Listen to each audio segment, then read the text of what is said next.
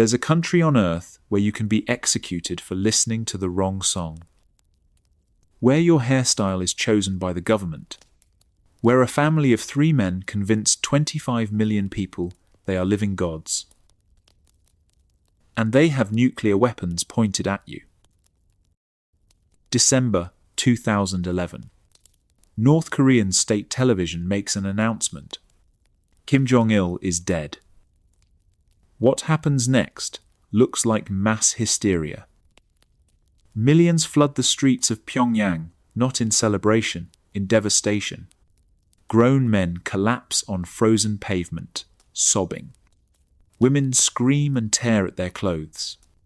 Soldiers weep openly. An entire nation appears to be having a collective mental breakdown. Watch this footage and your first thought is probably, this has to be fake. They're being forced to cry. It's all performance. But here's what's actually terrifying. Most of them mean it. Because for 75 years, one family has pulled off the most successful brainwashing experiment in human history. They've convinced an entire country that they control the weather, that they don't need to use the bathroom, that they invented the hamburger. And if you don't believe it, you, your parents, and your children disappear into concentration camps where a former guard estimated 1 in 3 prisoners lose fingers, ears, or eyes to beatings. This is not the funny North Korea you see in memes. This is the real one. The one where a famine killed up to 3.5 million people, while the government made it illegal to say the word famine. Where agents kidnapped a foreign actress and director to make movies for the regime. Where they blew up a passenger plane killing 115 people just to scare tourists away from the Olympics. Where they assassinated the leader's own brother with a chemical weapon in an airport. How did we get here? How does a guerrilla fighter become a god?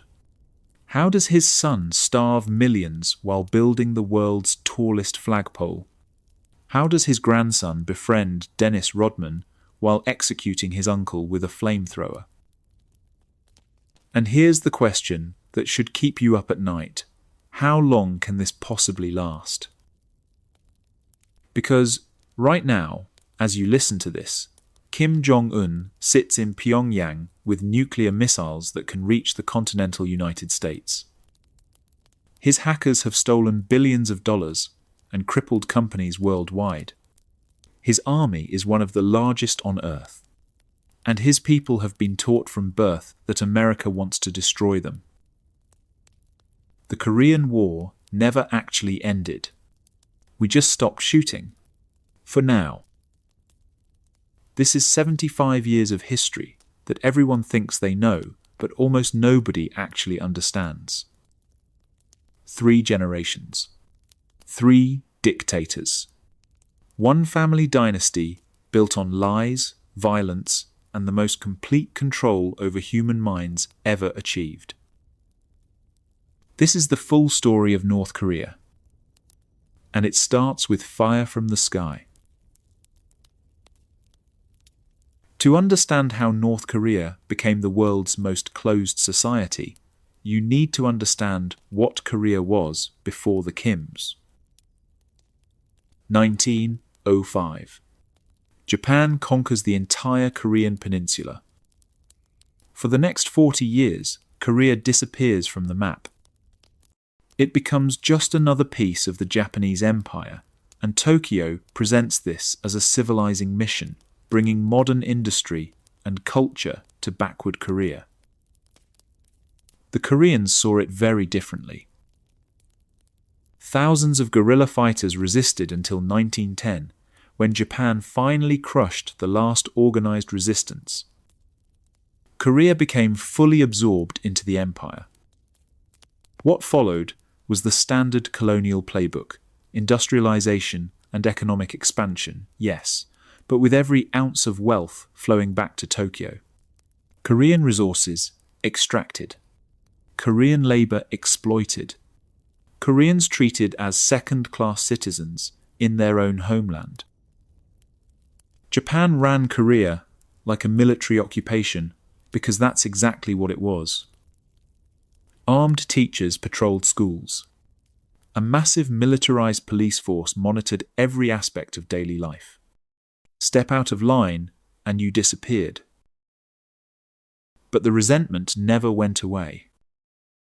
It just went underground. 1919. The First World War ends with promises of freedom and self-determination for colonized peoples. Koreans believe their moment has come. Massive protests sweep the nation. Millions take to the streets, demanding independence. Japan's response is swift and brutal. In one village, Japanese soldiers round up hundreds of protesters and lock them inside a church. Then they bar the doors and set it on fire. Everyone inside burns to death. It's a message. Resistance will be met with annihilation. But you can't kill an idea. Korean nationalism only grows stronger. And leading that nationalist movement, offering hope, organization, and a vision of the future, are the communists. This is the early 20th century. Communist movements are exploding across the world. Vladimir Lenin just pulled off the impossible in Russia, overthrowing the Tsars and establishing the world's first communist state. For colonized peoples everywhere watching this, communism looks like the answer. Think about the promise: wealth redistribution, an end to profit-seeking, an end to imperialism, a new prosperous beginning where workers control their own destiny. For Koreans suffering under Japanese boots, this sounds like paradise. History would prove those promises hollow. But in the 1920s and 30s, millions believed in the communist dream, especially in Korea. Korean communists became the tip of the anti-Japanese spear. Numerous guerrilla groups and civil organizations emerged throughout the 1910s, 20s, and 30s, all fighting for an independent communist Korea. Japan responded with firing squads, prison camps, and terror. Thousands of fighters died. Thousands more were forced to flee across the border into China. Among those refugees was a young man who would change the course of Korean history forever. His name was Kim Il-sung. 1912. A boy is born near Pyongyang to Christian parents. His early life drowns in layers of propaganda created decades later. But here's what we know. His family got involved in anti-Japanese activities and had to run for their lives. They escaped across the border into Manchuria, China. The boy, young Kim, was still a child. In China, everything changed. China had its own active communist movements, and the teenage Kim Il-sung fell hard for the ideology. As soon as he was old enough, he joined. 1931, he became a card-carrying member of the Chinese Communist Party. He threw himself into anti-Japanese protests and militant action. Then in 1931, Japan invaded Manchuria. Kim saw his chance. He joined the resistance, hoping to drive Japan out of China and eventually liberate his homeland. And here's the thing. Kim was good at it. He proved himself a talented guerrilla leader. Smart, ruthless, effective. He climbed the ranks quickly, with successful strike after successful strike, operating in both China and Korea. Hit and run attacks. Sabotage missions. Always moving, always fighting, always one step ahead of the Japanese military hunting him. Then came 1937. the moment that made Kim Il-sung a legend. The Battle of Pochonbo. Kim led 200 guerrilla fighters across the Korean border to a small town called Pochonbo. Japanese soldiers were stationed there, occupying Korean territory, secure in their power. They didn't expect what came next. Kim's forces attacked at night. They defeated the Japanese soldiers, burned down the police station, destroyed occupied buildings, and then disappeared back into the mountains before reinforcements could arrive. It wasn't the biggest battle. It wasn't the most strategically important, but it was symbolic. For the first time in decades, Koreans had struck back on Korean soil and won. The victory made Kim Il-sung one of the most famous guerrilla leaders in East Asia. His name spread. Stories of Kim the Tiger inspired resistance fighters across the region. For later North Korean propaganda, this battle became the founding myth, the moment Kim's path to power truly began. Kim himself wrote about it years later, saying, "The flames over the night sky of Pochonbo in the fatherland heralded the dawn of the liberation of Korea, which had been buried in darkness." But fame is dangerous when you're fighting an empire. The Japanese military made Kim Il-sung a priority target. They sent special units to hunt him down. Some sources claim they may have killed his secret first wife during this manhunt, though records are unclear. What we know for certain is that by the late 1930s, the pressure became too intense. Kim had to retreat. He fled north into the Soviet Union. There, he was officially enrolled in the Red Army. He spent most of World War II in hiding and training, waiting for his moment. The Soviets recognized his value, a proven fighter, a Korean nationalist, a committed communist.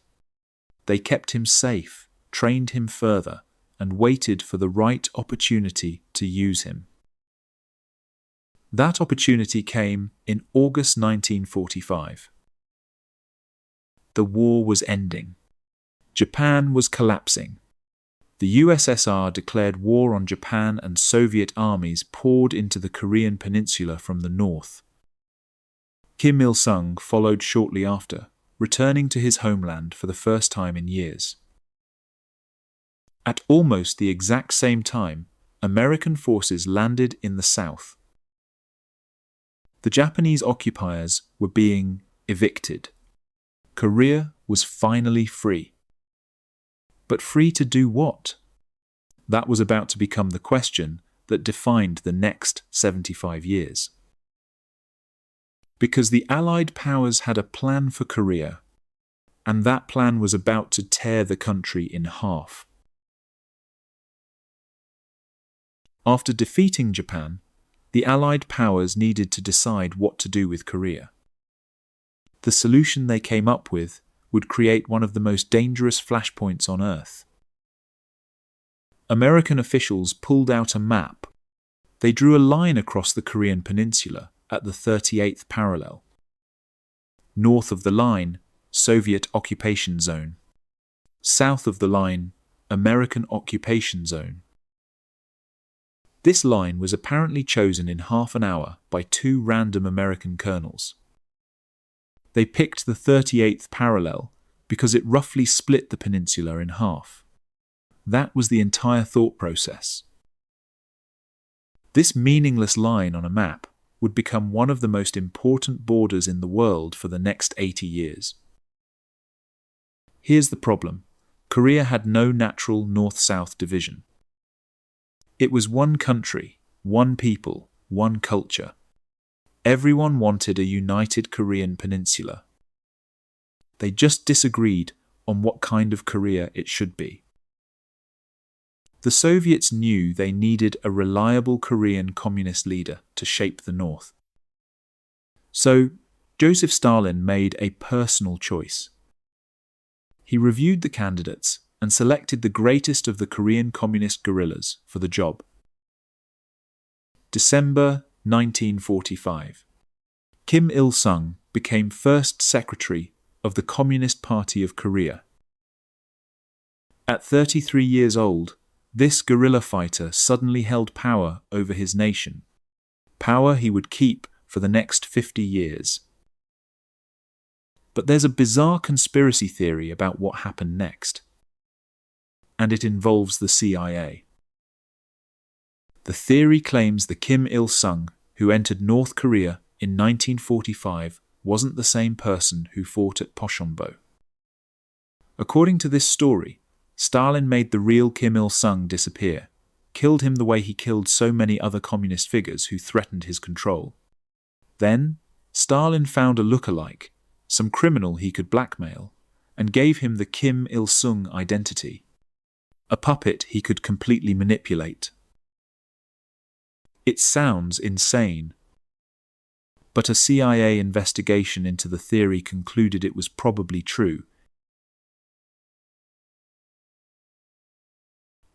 They believed the Kim Il-sung in North Korea was an imposter whose name and identity were stolen from a dead guerrilla leader. A Soviet officer who worked with Kim also wrote privately that the man he knew was an imposter.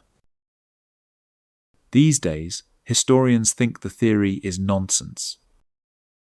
Several people who knew Kim as a guerrilla confirmed it was the same man. The CIA report was simply wrong, which happens far more often than the CIA likes to admit.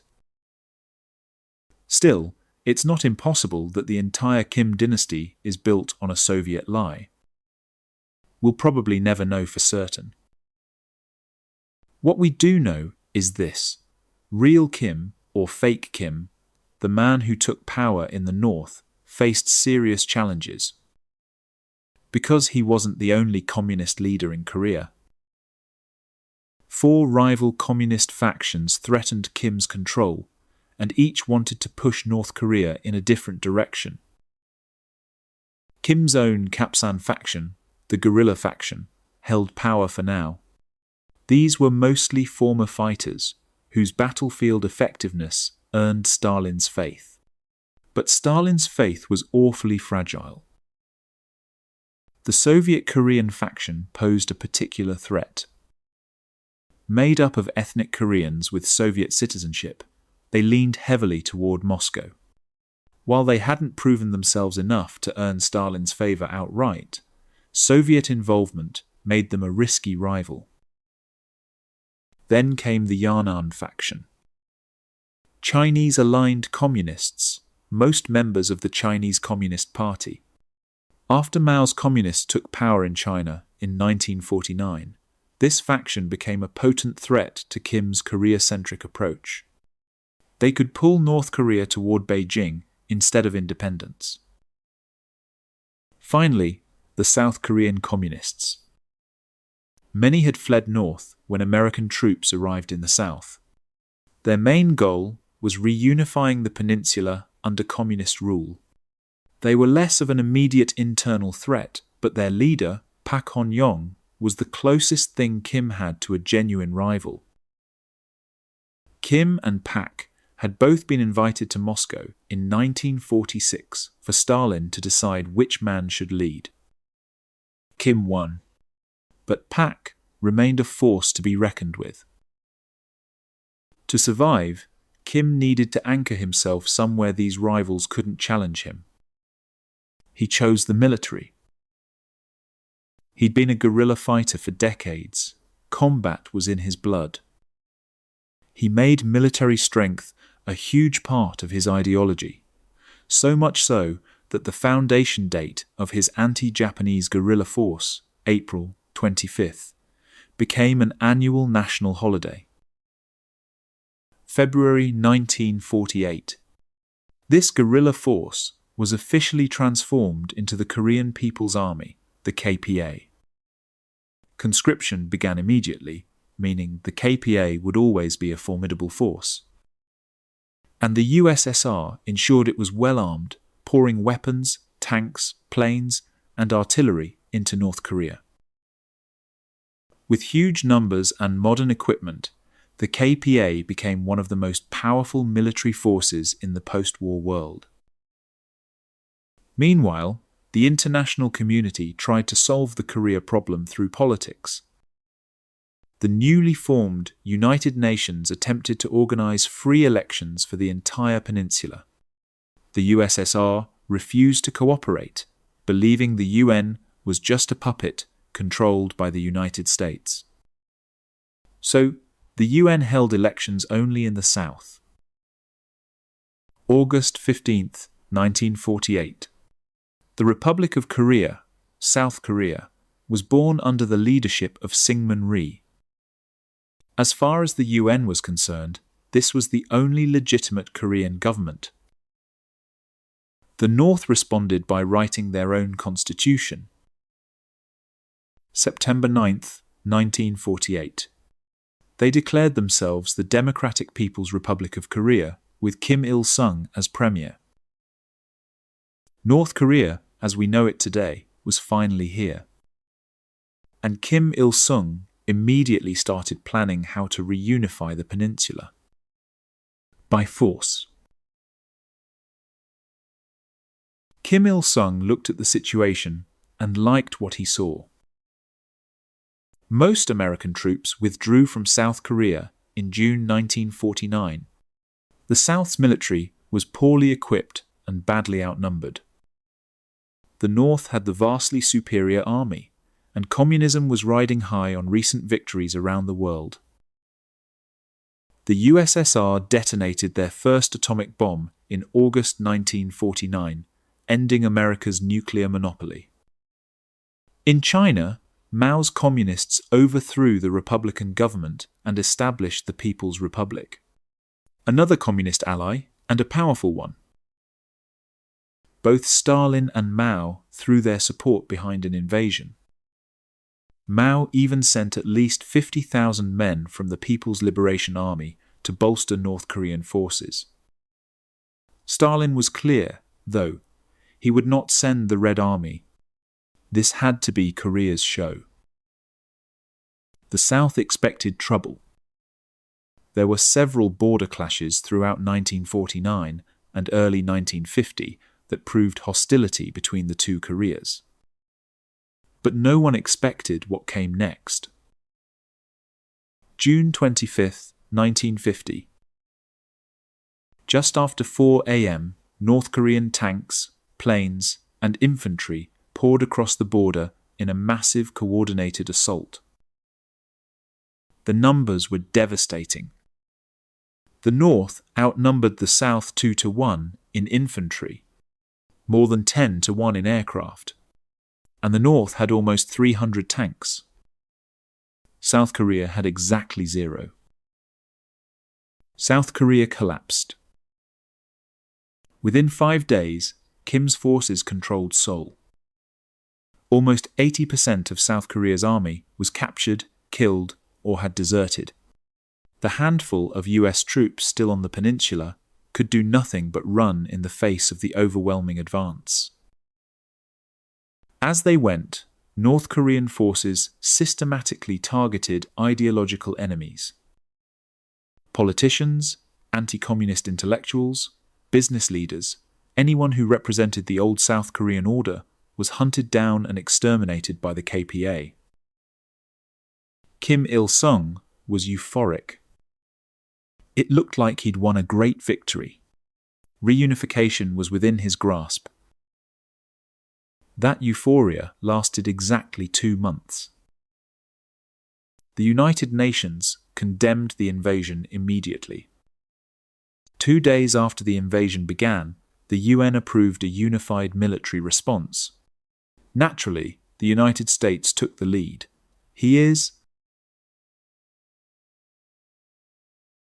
Washington worried that if Korea fell to communism, Japan would be threatened next. They feared a domino effect across Asia. General Douglas MacArthur, who'd led US forces in the Pacific during World War II and currently oversaw occupied Japan, was given command of UN coalition forces.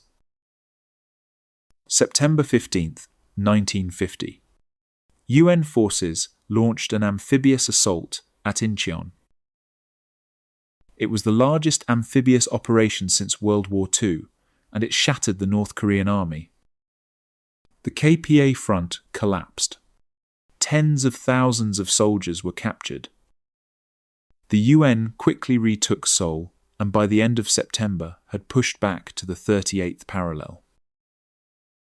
Most of North Korea's army had been killed or captured. Then, in October, UN forces crossed into North Korea itself. What looked like a quick victory for Kim had become a total disaster. His government was forced to flee, and Pyongyang fell to UN forces within weeks. Kim Il-sung's dream of reunification was turning into a nightmare. But the true nightmare for North Korea wasn't happening on the ground. It was happening in the sky. If you want to understand why North Korea is the way it is today, you need to understand what happened between 1950 and 1953. As the North Korean army collapsed, UN air forces established complete dominance of the skies. And they used that dominance to unleash one of the most devastating bombing campaigns in human history. The US Air Force led a colossal strategic bombing effort that obliterated North Korea's cities and infrastructure. Entire cities were flattened. Villages were wiped off the map. Pyongyang was bombed so thoroughly that not a single major building remained standing. The American general in charge of air operations said that by October 1950, they stopped sending bomber runs because there was literally nothing left to bomb. Think about that. An entire country ran out of targets. An estimated 80% or more of North Korea's buildings were destroyed. More explosives were dropped on North Korea than were dropped in the entire Pacific Theater during World War II. Let that sink in. More than Hiroshima, Nagasaki, Tokyo, every Pacific island combined. Maybe 10% of North Korea's total population was killed by the bombing. That's roughly 1 in every 10 people dead from the air campaign alone. This is the experience that shaped North Korean attitudes toward the United States more than anything else. Yes, there are ideological disagreements. Yes, the regime pumps out anti-American propaganda constantly. But underneath all that is a very real, very visceral trauma. An entire generation experienced the near-total leveling of their country from the sky. Watched their cities burn. Saw their families crushed under rubble. Lived in caves and tunnels because there were no buildings left standing. The sheer hatred for America that pervades North Korean state and society isn't just manufactured propaganda. It's rooted in this historical devastation. The bombing campaign gave the regime a legitimate grievance to exploit for the next 75 years. But even as North Korea burned, the situation on the ground was about to shift again. Because China was watching. And China had a red line. China warned the UN forces not to get too close to Chinese territory. The warning was ignored. As UN forces pushed deeper into North Korea, approaching the Chinese border, Beijing decided enough was enough. October 25, 1950. Tens of thousands of Chinese troops burst across the border in a massive surprise attack. The UN forces were caught completely unprepared. The sheer number of Chinese soldiers forced a hasty retreat. Chinese and North Korean forces quickly recaptured Pyongyang, pushed the UN back over the 38th parallel, and even retook Seoul briefly, making it the 4th time the city changed hands in less than a year. For Kim Il-sung, the feelings were complicated. On one hand, he was saved. North Korea was back under his control. The threat of total defeat had passed. But on the other hand, he resented everything about how it happened. The strength of UN forces made reunification look impossible. He'd lost so many of his own troops. And worst of all, Chinese soldiers were doing most of the actual fighting now. Both Stalin and Mao blamed the KPA for being too incompetent to win, for causing this war to spiral out of control. Frankly, they didn't trust Pyongyang to handle it anymore. UN forces regrouped and pushed back. Seoul was retaken in March 1951, its fourth and final conquest. Once again, it was the Communists' turn to retreat north, with thousands of soldiers killed, wounded, or captured. By July 1951, UN forces reached the 38th parallel again. And there the war stalled. For the next 2 brutal years, from July 1951 to July 1953, the Korean War became a stubborn, grinding stalemate. It was as grueling and frustrating as the trenches of World War I. Casualties mounted on both sides, but no significant territory changed hands. Both sides dug in, fortified positions, artillery, duels, small unit engagements that accomplished nothing, men dying for hills and ridges that would be lost the next week anyway. After several failed negotiation attempts, exhaustion finally brought both sides to the table. July 27, 1953. An armistice was signed. Not a peace treaty. An armistice. Both sides agreed to halt military operations, release prisoners, and return remains of the deceased. The armistice established an internationally monitored, demilitarized zone, the Korean DMZ, along the border to mark the boundary between the two nations. The war was left unfinished. Technically, it still is.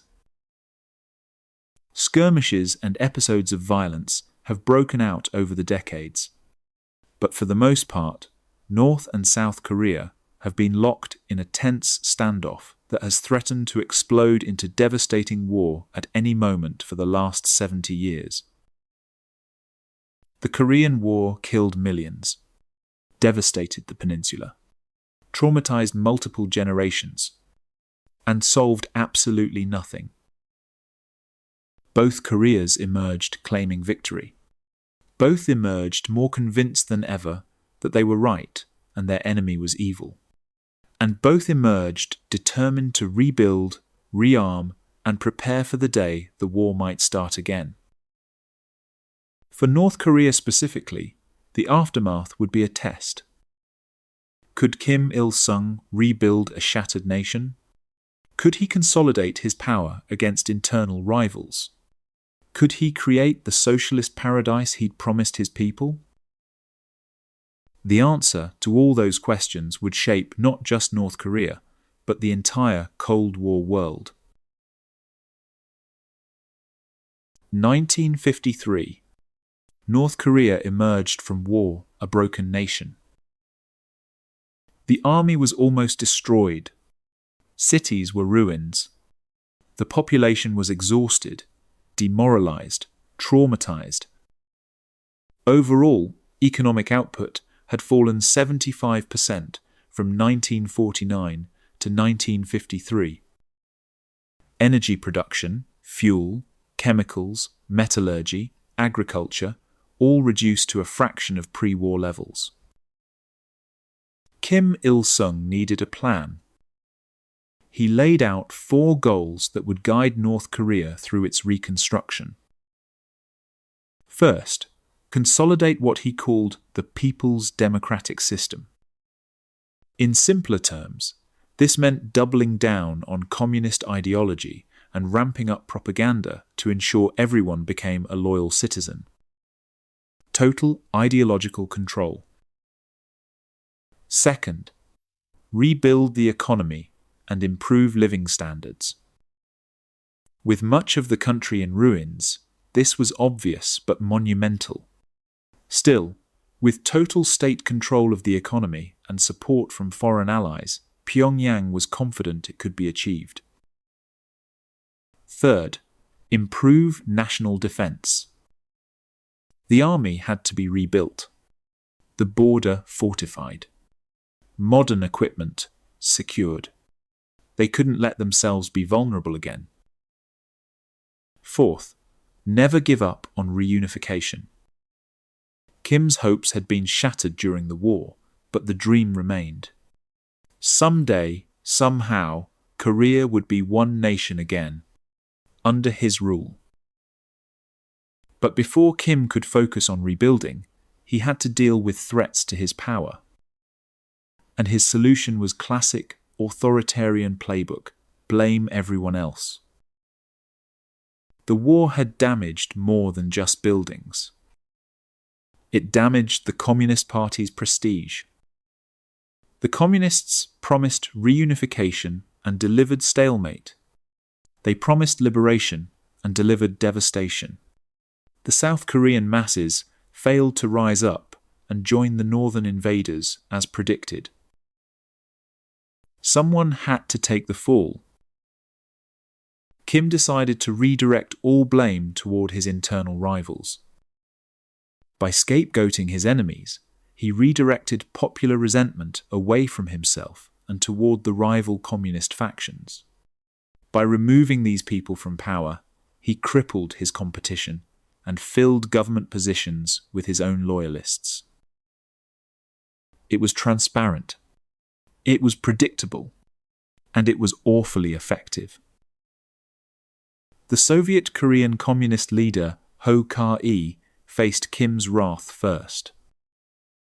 Near the war's end, he was purged from his posts and blamed for failures in the country's response, especially the slow repair of dams and infrastructure destroyed by American bombing. The accusations drove Ho Ka-il to suicide. Or so the regime claimed. Another victim was Kim's old rival, Pak Hon-yong. Remember, Pak was the leader of the South Korean Communist faction. He'd been appointed foreign minister and had promised Kim that Southerners would rise up and join the North when communist forces rolled in. That obviously didn't happen. Kim dismissed him in 1953 and had him arrested on accusations of being an American spy. Only disloyalty, the regime argued, could explain such complete failure. Pak was given a show trial and executed in December 1955. Hundreds of communist officials found themselves fired, imprisoned, or executed in similar fashion in the months after the war. Kim's grip on power tightened with each purge. But the biggest threat to Kim's rule was still coming. August 1956. The faction incident that almost destroyed Kim Il-sung. Earlier that year, the new Soviet leader Nikita Khrushchev gave a bombshell speech. He openly denounced Joseph Stalin and his personality cult, along with any other leaders trying to emulate it. It was a pivot away from strongman worship toward collective leadership. North Korea was still heavily dependent on Soviet aid. When Khrushchev summoned Kim to Moscow that summer for a private scolding about his own growing personality cult, Kim had no choice but to go. And while Kim was away, his enemies saw an opportunity. Soviet and Yan'an faction leaders hatched a conspiracy. They shared Khrushchev's disgust with personality cults and decided to confront Kim about it. They also planned to criticize his regime's economic policies and his obvious bias toward his own guerrilla faction.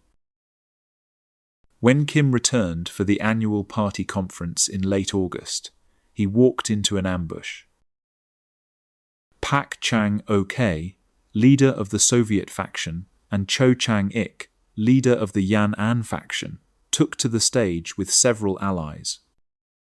They tore into Kim publicly, calling him a tyrant and egomaniac whose actions undermined socialist principles. They expected support. They calculated that others would join them, that this would be Kim's downfall. They badly miscalculated. The Soviet and Yan'an factions were too obviously anchored in foreign powers. Kim, meanwhile, was a nationalist hero, a true Korean who'd fought the guerrilla fight to free his nation. For many, Kim represented Juche, self-reliance, while his enemies would submit North Korea to Moscow or Beijing. At the party conference, Kim's critics were shouted down. The party voted to expel Pak Chang-ok and Cho Chang-ik. And over the following months, Kim launched a massive purge. Dozens of leaders from both factions disappeared. It's unknown exactly how many died, but it was extensive enough that Beijing and Moscow sent a joint delegation begging Kim to stop. Kim ignored them.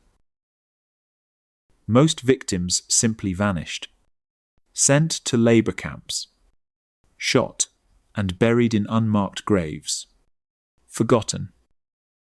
About 11 people were convicted in show trials and publicly executed as enemies of the state.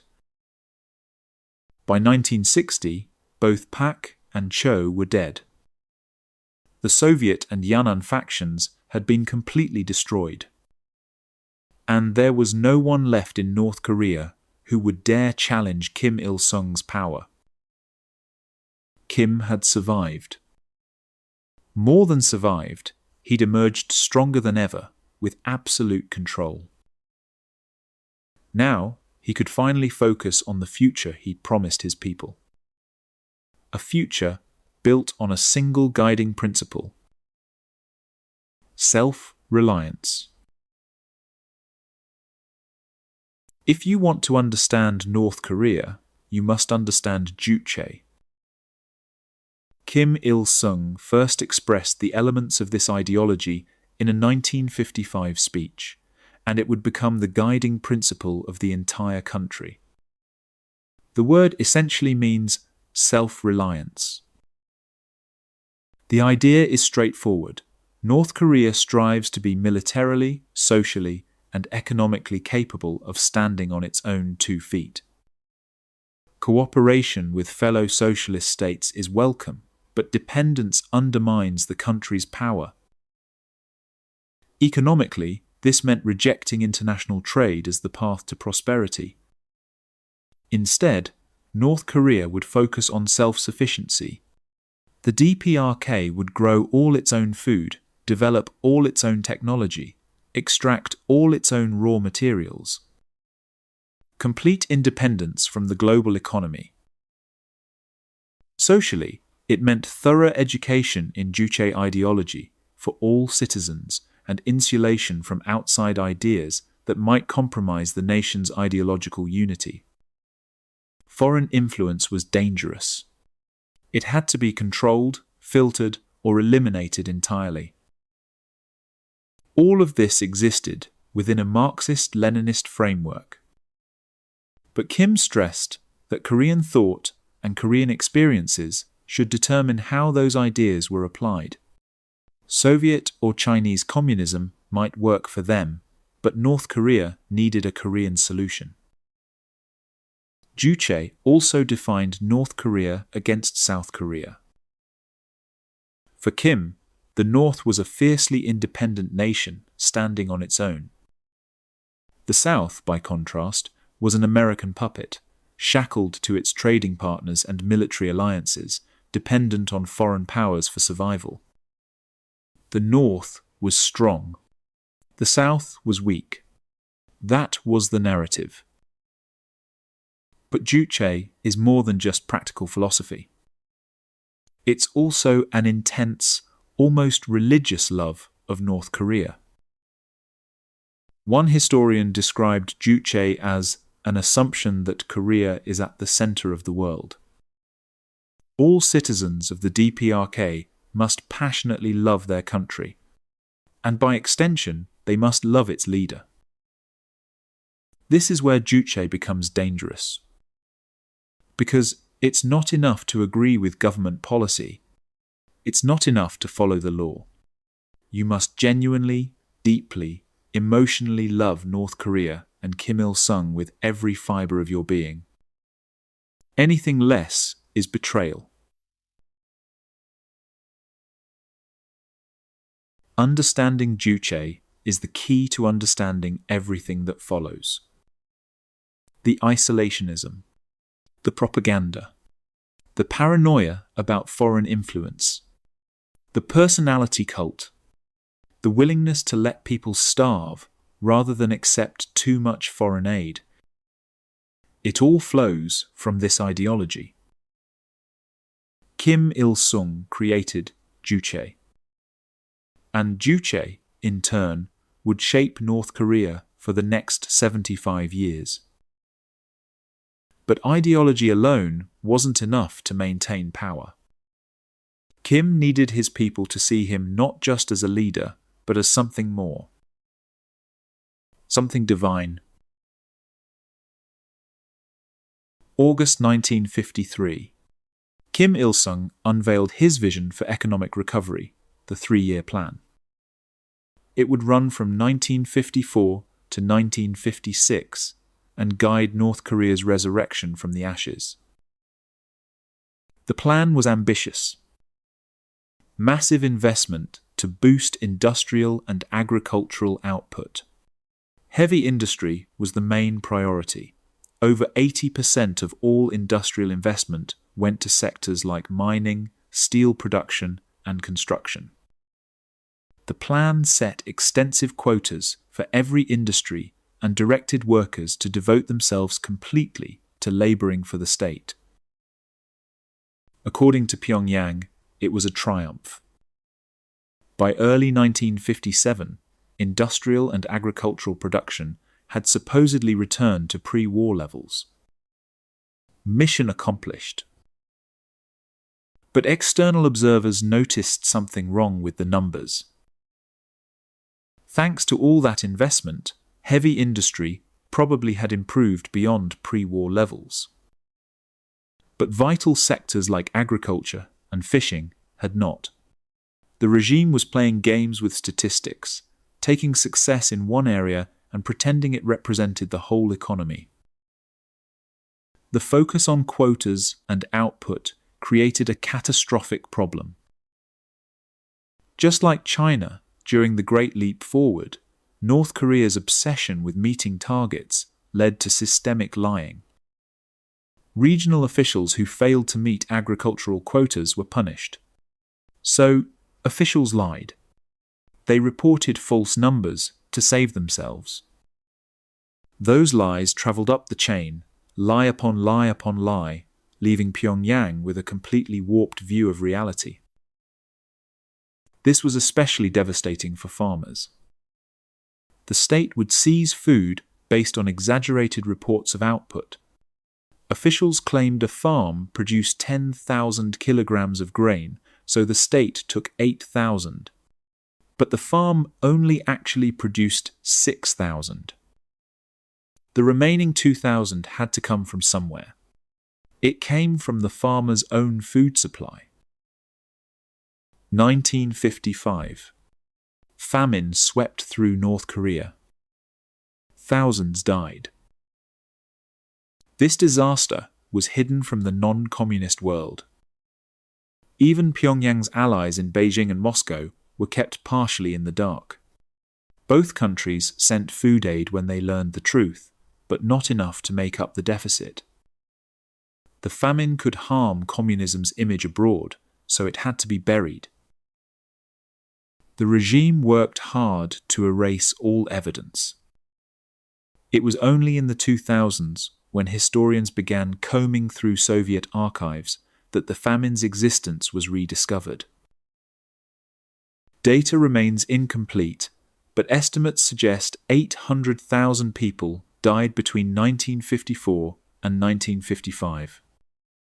The East German government at the time believed that as many as 25% of North Korea's children starved to death. But Kim Il-sung declared the 3-year plan a success anyway, and moved forward with even bigger ambitions. The 5-year plan ran from 1957 to 1961. While the first plan focused on reconstruction, this one aimed at modernization, bringing North Korea into the future. The problem remained the same. Pyongyang was still obsessed with heavy industry over everything else. The common people still lacked adequate food, housing, and clothing. Both China and the USSR criticized Kim's approach and urged him to change course. Kim ignored them and stayed his course. To ramp up production, Kim launched the Cholima movement, the Flying Horse campaign. It was a massive propaganda effort to boost productivity. Factories and workers who exceeded monthly quotas received medals and recognition. Workers were organized into teams to compete for maximum output. They were communists, yes, but even North Korea realized competition could be good for the economy. The press filled with stories of Cholima riders, workers whose dedication and output were held up as symbols of true patriotism. Kim also began personally visiting production sites to encourage and inspire workers. These became huge propaganda features for the regime. Another key element was on-the-spot guidance. Kim would show up at farms, factories, or facilities unannounced. According to propaganda, he would use his immense wisdom to instruct workers on how to improve and achieve their quotas. On the spot, guidance became one of the most iconic parts of regime propaganda and has been continued by all Kim Il-sung's successors. The motivation campaigns combined with aggressive nationalization and reorganization. By 1958, North Korea had collectivized every single farm. By 1959, it reached full nationalization of all industry and trade. The state controlled everything. But the obsession with quotas and productivity had dark sides. The pressure to exceed targets led to punishment and social consequences for workers or teams who fell behind. The government even launched a "Drink No Soup" campaign, encouraging workers not to eat or drink during work hours so they wouldn't need bathroom breaks. Let that sink in. They told people not to drink water so they could work more. So, was the 5-year plan successful? It's complicated. The more Kim pushed, the more workers became exhausted. Quality declined even as quantity increased. Kim complained that companies rushed to meet monthly quotas with shoddy workmanship, goods and materials that fell apart immediately. By the late 50s and early 60s, production growth stalled again. In theory, by 1959, North Korea met its targets and the government declared the plan completed ahead of schedule. The big picture numbers looked impressive. North Korea's per capita GDP was $140, well above the South's 81. Many industries showed production increases of 50% or more. But that GDP was inflated by industrial output at the expense of food, clothing, and housing. The average North Korean remained desperately poor, living in temporary structures, many suffering from malnutrition. Industrial development came before the well-being of people. The state also conveniently altered statistics. Industries like coal, steel, copper, and fertilizer that failed to meet targets simply weren't counted. Grain output was mysteriously absent from official 1959 statistics. Tellingly, The government immediately planned a year of adjustment in 1960 to rebalance the numbers. And never again would North Korea publish thorough data about its economic situation. The numbers game had become too obvious. Better to hide everything behind state secrets than let the world see the truth. But economic reorganization wasn't the only way Kim was restructuring North Korean society. He was also creating a caste system that would determine every aspect of people's lives. A system still in place today. 1957. North Korea launched the Songbun system, essentially a caste system designed to distinguish loyal families from potential threats. Songbun sorted every single North Korean into one of three overarching classes. The core comprised about 28% of the population. These were people descended from the original guerrillas and revolutionaries, families of soldiers who died in the war, and those from traditional peasant backgrounds. This group was seen as the most loyal and trustworthy. They were allies to the end. The largest group, 45%, were the wavering. This included foreign-born Koreans, families of defectors, members of the middle class, and people in certain occupations, like small traders and teachers. This group wasn't necessarily disloyal, but they couldn't be trusted to be completely devoted. If things turned bad economically or politically, the regime knew these people might turn against them. Finally, roughly 27% belonged to the hostile class. Political prisoners, religious people, supporters of the South, descendants of businessmen and landlords, anyone the regime considered an enemy. These people were not to be trusted and had to be closely monitored for any hint of disloyalty or anti-communist action. But it didn't stop there. Every North Korean was sorted into one of 50 subcategories within these three main classes. Your Songbun determined everything about your life. What jobs you could have, who you could marry, what healthcare you received, what schools you could attend, even how much food was distributed to you. The regime maintained a file on every North Korean above the age of 17 to keep track of their Songbun. Good deeds might move you up the scale, but moving up was much harder than moving down. Missing work quotas, committing a crime, showing any disloyalty, these could devastate your Songbun instantly. This system created a society where your birth determined your destiny. If you were born into the hostile class, you were marked for life. Your children would be marked. Your grandchildren would be marked. No amount of loyalty could fully wash away the stain. And at the top of this entire system sat one man, Kim Il-sung. By the mid-50s, Kim wasn't just a political leader anymore. He was becoming something more. 1953. Kim declared himself Suryong, the great leader. He became a sort of embodiment of the nation itself. An attack on Kim was an attack on North Korea. Disloyalty to Kim was disloyalty to your homeland. The personality cult grew quickly out of control. It became illegal to write over a photo of Kim Il-sung.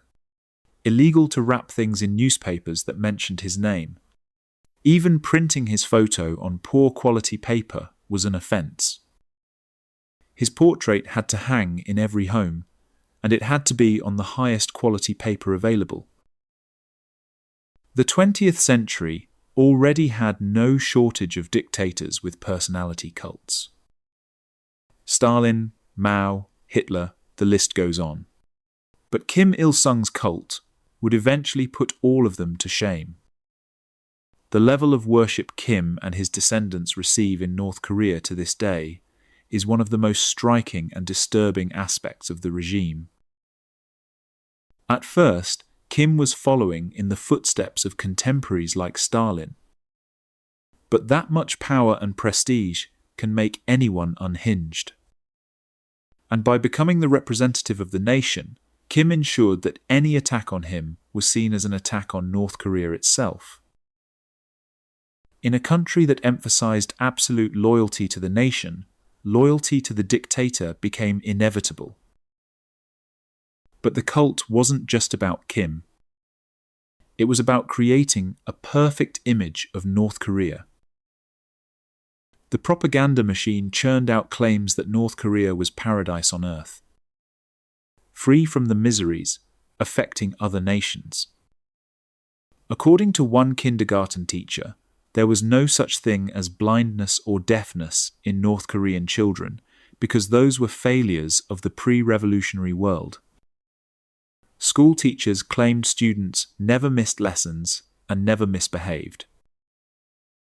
There was supposedly no alcoholism in North Korea, no prostitution, no divorce, no premarital sex, and certainly no homosexuality, which the regime saw as an anti-socialist perversion.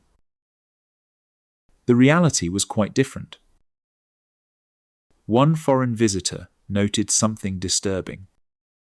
Despite the recent war causing thousands of injuries, he never saw a single person who was scarred, mutilated, or disabled. Not one. He asked the obvious question, what have they done with them all? The answer was simple. Anything or anyone that made the regime look bad was removed from public view. Some were merely hidden away. Others would experience the dark underside of Kim's paradise. The prison camps. A regime like North Korea needed effective ways to punish dissenters. The elaborate system of prison and labor camps first established by Kim Il-sung's government remains one of the most effective and terrifying in the world. It's remarkably easy to end up in a North Korean prison. The slightest accusation of disloyalty or anti-socialist activity from a party official or someone higher on the Songbun scale could be enough to make you disappear. Trials were little more than ideological performances. A judge would berate the accused for being a traitor and enemy to North Korea before inevitably sentencing them to years in prison. There was no real defense, no due process, just condemnation and punishment. The North Korean prison system borrowed heavily from Stalin's infamous gulags. They were designed to handle not just regular criminals, but political dissidents, people whose only crimes were against the ideas of the regime. Virtually all North Korean prisons were and are labor camps. Inmates were subjected to forced labor to produce goods or extract raw materials for the regime. This ensured their labor wasn't wasted in idleness and theoretically gave them work skills if they were ever lucky enough to be released. Many prisons also served as re-education camps. These were known as kyowaso. The idea was to reform prisoners through labor and ideological instruction, turning enemies into loyal citizens. Then, there were the concentration camps for political prisoners, the kwanliso. These were for prisoners beyond redemption, people for whom re-education wouldn't work. Only hard labor or total isolation were suitable punishments. Political rivals like those purged after the August faction incident ended up here. So did dissidents, critics, attempted defectors, and sometimes serious violent criminals. Prisoners in all camps faced horrific conditions. Barely enough food to survive. Routine beatings as punishment for the smallest infractions. One former camp guard estimated that at least 1/3 of inmates were mutilated over time, losing fingers, ears, or eyes to guard beatings. That same guard recalled a chilling reality. As far as the regime was concerned, inmates were not human beings. There were no human rights protections for anyone in North Korean captivity. Guards could do whatever they wanted, with complete impunity. This prison system became the foundation of control. Fear kept people in line. Everyone knew someone who'd disappeared. Everyone knew what happened if you stepped out of line. The threat of the camps hung over every aspect of North Korean life. With Kim's power now absolutely secure, the economy slowly rebuilding, society reorganized along strict class lines, and a prison system ready to swallow anyone who resisted, North Korea entered the 1960s with everything to play for. But Kim wasn't satisfied with just controlling his own country. He had bigger ambitions. He wanted to modernize, to compete with the world, to build a military that could challenge anyone. And he was willing to make a deal with the devil to do it. The 1960s brought a fascinating contradiction to North Korea's Juche ideology of total self-reliance. Kim Il-sung wanted to improve heavy industry and realized he needed help. So he compromised on Juche and decided to import equipment. The USSR was initially their main supplier. But friction over pricing and delivery terms led North Korea to do something unthinkable. They turned to the West. Pyongyang realized it was cheaper to buy industrial plants and machinery from Western countries and Japan. Often, these goods were much higher quality than Soviet models. So Kim declared the Great Leap Onward policy, using Western technology to jumpstart Korean development. They imported billions of dollars worth of equipment on credit. Japan alone extended about $1 billion in credit. Western businesses were happy to embrace a new market, and the fact they were snubbing the Soviets didn't hurt either. North Korea used this equipment to establish the world's largest cement factory, along with massive production facilities for steel, paper, fertilizer, and chemicals. The West went from almost nothing to over 40% of North Korea's total trade. It was a golden moment of engagement. Brief, but significant. These years of interaction faded quickly when it became obvious North Korea had no intention of paying back the loans. They'd bought everything on credit and simply defaulted. Western companies learned an expensive lesson about doing business with Pyongyang. But this brief opening did generate Western interest in the Hermit Kingdom. And it created a special temptation for a handful of men. Men like James Joseph Dresnok. Dresnok was a US soldier who'd had a rough life. His parents divorced when he was young. He never finished high school. He had run-ins with the law before enlisting at 17. He married young but returned from deployment in Germany to find his wife had left him for another man. When Dresnok was redeployed to South Korea in 1962, he'd lost all hope. He was treating his depression with alcohol. His behavior earned him a court-martial. No wife, no career, no future. So, Dresnok decided life in the DPRK couldn't possibly be worse than his current situation. August 15th, 1962. Dresnok ran across a minefield in the demilitarized zone and straight into the arms of rather shocked North Korean soldiers. He was interrogated, but they soon realized he genuinely wanted to live in North Korea. After initial hesitation, the regime accepted him. Dresnok was given a home and became a North Korean citizen. He was one of at least 7 known American defectors to the country. In his new life, Dresnok became an English teacher and occasionally acted in state propaganda films. He and other American defectors often played American soldiers in war movies, becoming minor celebrities. Another defector, who later returned to the West, claimed they were closely monitored by state security and sometimes beaten or interrogated on suspicion of being spies. But if this is true, it didn't deter Dresnok. He lived the rest of his life in North Korea, married twice, had children, and died in November 2016. His children remain there today, holding important jobs and planning to stay for the rest of their lives. While a few defections like Dresnok's weren't going to change the military balance, Kim was obsessed with rebuilding his armed forces. The 1960s saw him focus intensely on military reconstruction.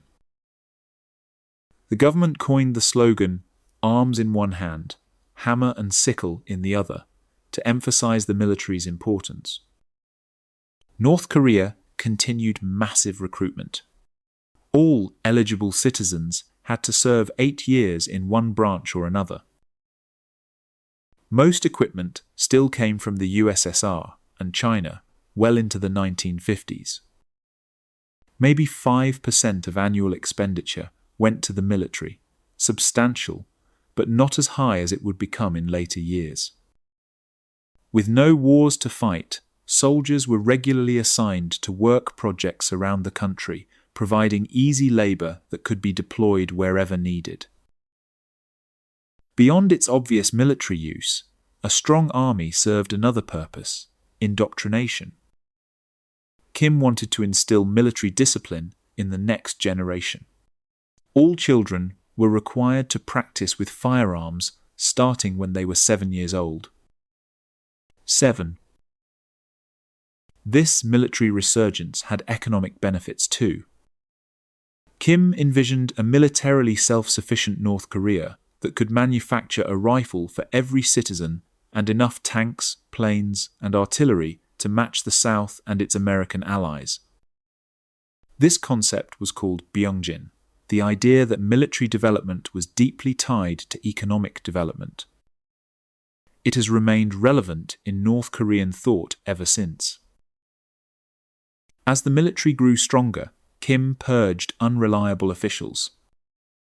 In the late 60s, top military men, including the Minister of National Security, the Chief of Southern Intelligence, and the Commander-in-Chief of the Navy, were removed from power, along with at least 10 top generals. This was less about them being threats and more about Kim tightening control, replacing these men with even more dependable allies. But while Kim strengthened his military, his relationship with Moscow and Beijing was deteriorating. Moscow remained uncomfortable with Kim's personality cult. But it was China who was most unhappy with Kim. North Korea's poor performance in the Korean War had earned contempt from China's political and military leadership. The fact that China shouldered most of the fighting burden created lasting resentment. Kim's tight control also conflicted with Mao's enthusiasm for popular revolution. When Mao's Red Guards launched the Cultural Revolution in 1966, waging a campaign of terror and vandalism across China, Kim Il-sung condemned them. To him, it was dangerous popular unrest that risked undermining state stability. The Red Guards had no love for Kim either. They dubbed him a fat revisionist who wasn't worthy of being called a communist. Perhaps these wounds to his pride made Kim lash out. Perhaps it was the massive military build-up creating appetite for conflict. Whatever the reason, Kim Il-sung was about to drag the Korean peninsula to the brink of war once again. And this time, it would last for years. 1966.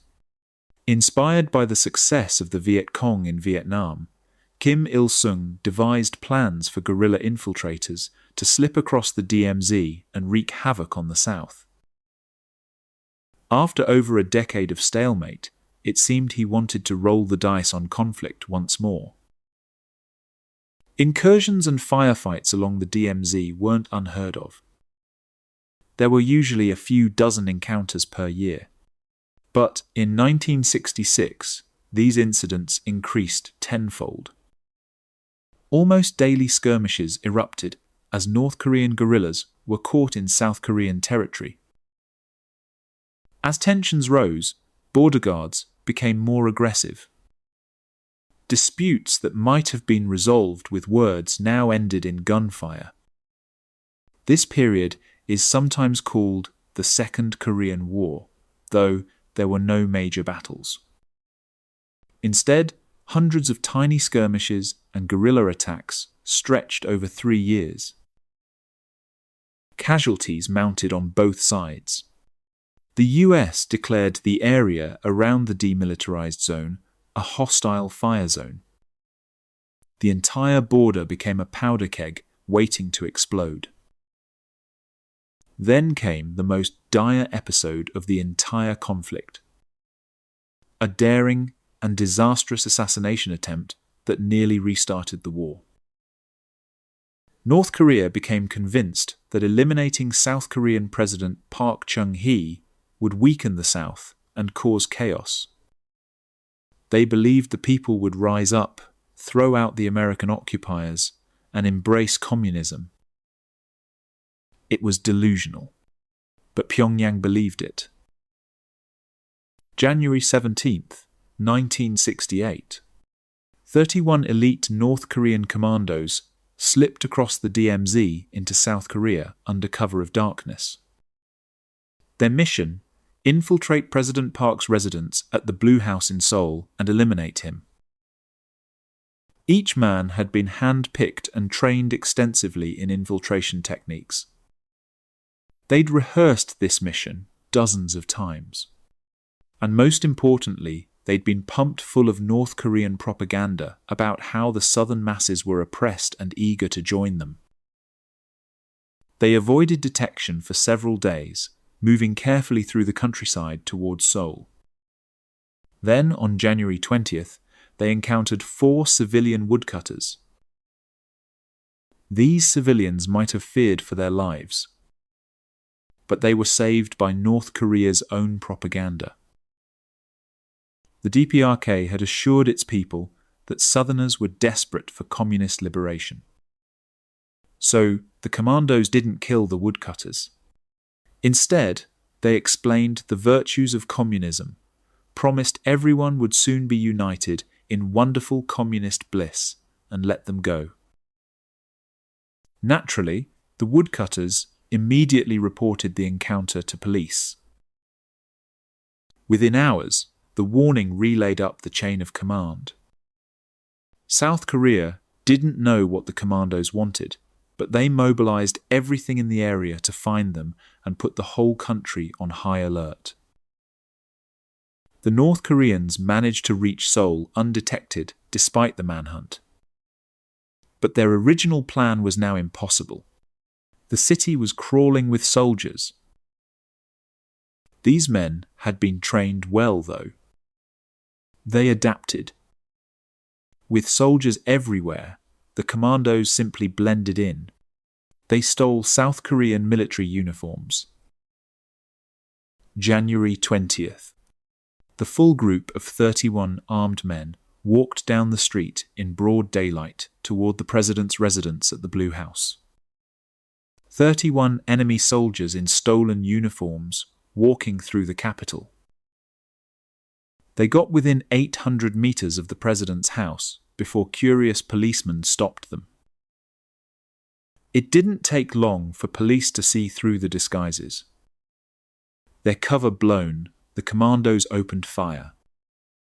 1 policeman died, and 2 North Koreans fell before the commandos scattered in different directions.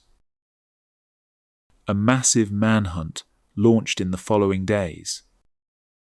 South Korean and American forces swept the city and countryside, hunting down the scattered commandos. Of the 31 commandos, just one escaped back across the border. One more was captured alive. All the rest were killed. The Blue House raid was an embarrassment for both sides. North Korean soldiers foolishly blew their own cover and failed their mission. But had those 4 civilians not warned authorities, the commandos might have succeeded. Even with Seoul on high alert, they got within 800 meters of their target. The raid could have sparked major war. But by sheer luck, it happened just as the Tet Offensive exploded in Vietnam. American attention was dragged away, guaranteeing the US wouldn't commit to another Asian war. Kim Il-sung denied involvement and blamed rogue elements. But other North Korean actions, at the same time, paint a different picture. A mere 3 days after the Blue House raid, North Korea captured an American ship. The USS Pueblo was performing intelligence, gathering several miles off the coast when it was intercepted by North Korean Navy and Air Force units. Officially, the Pueblo was in international waters. North Korea claimed it violated their maritime border.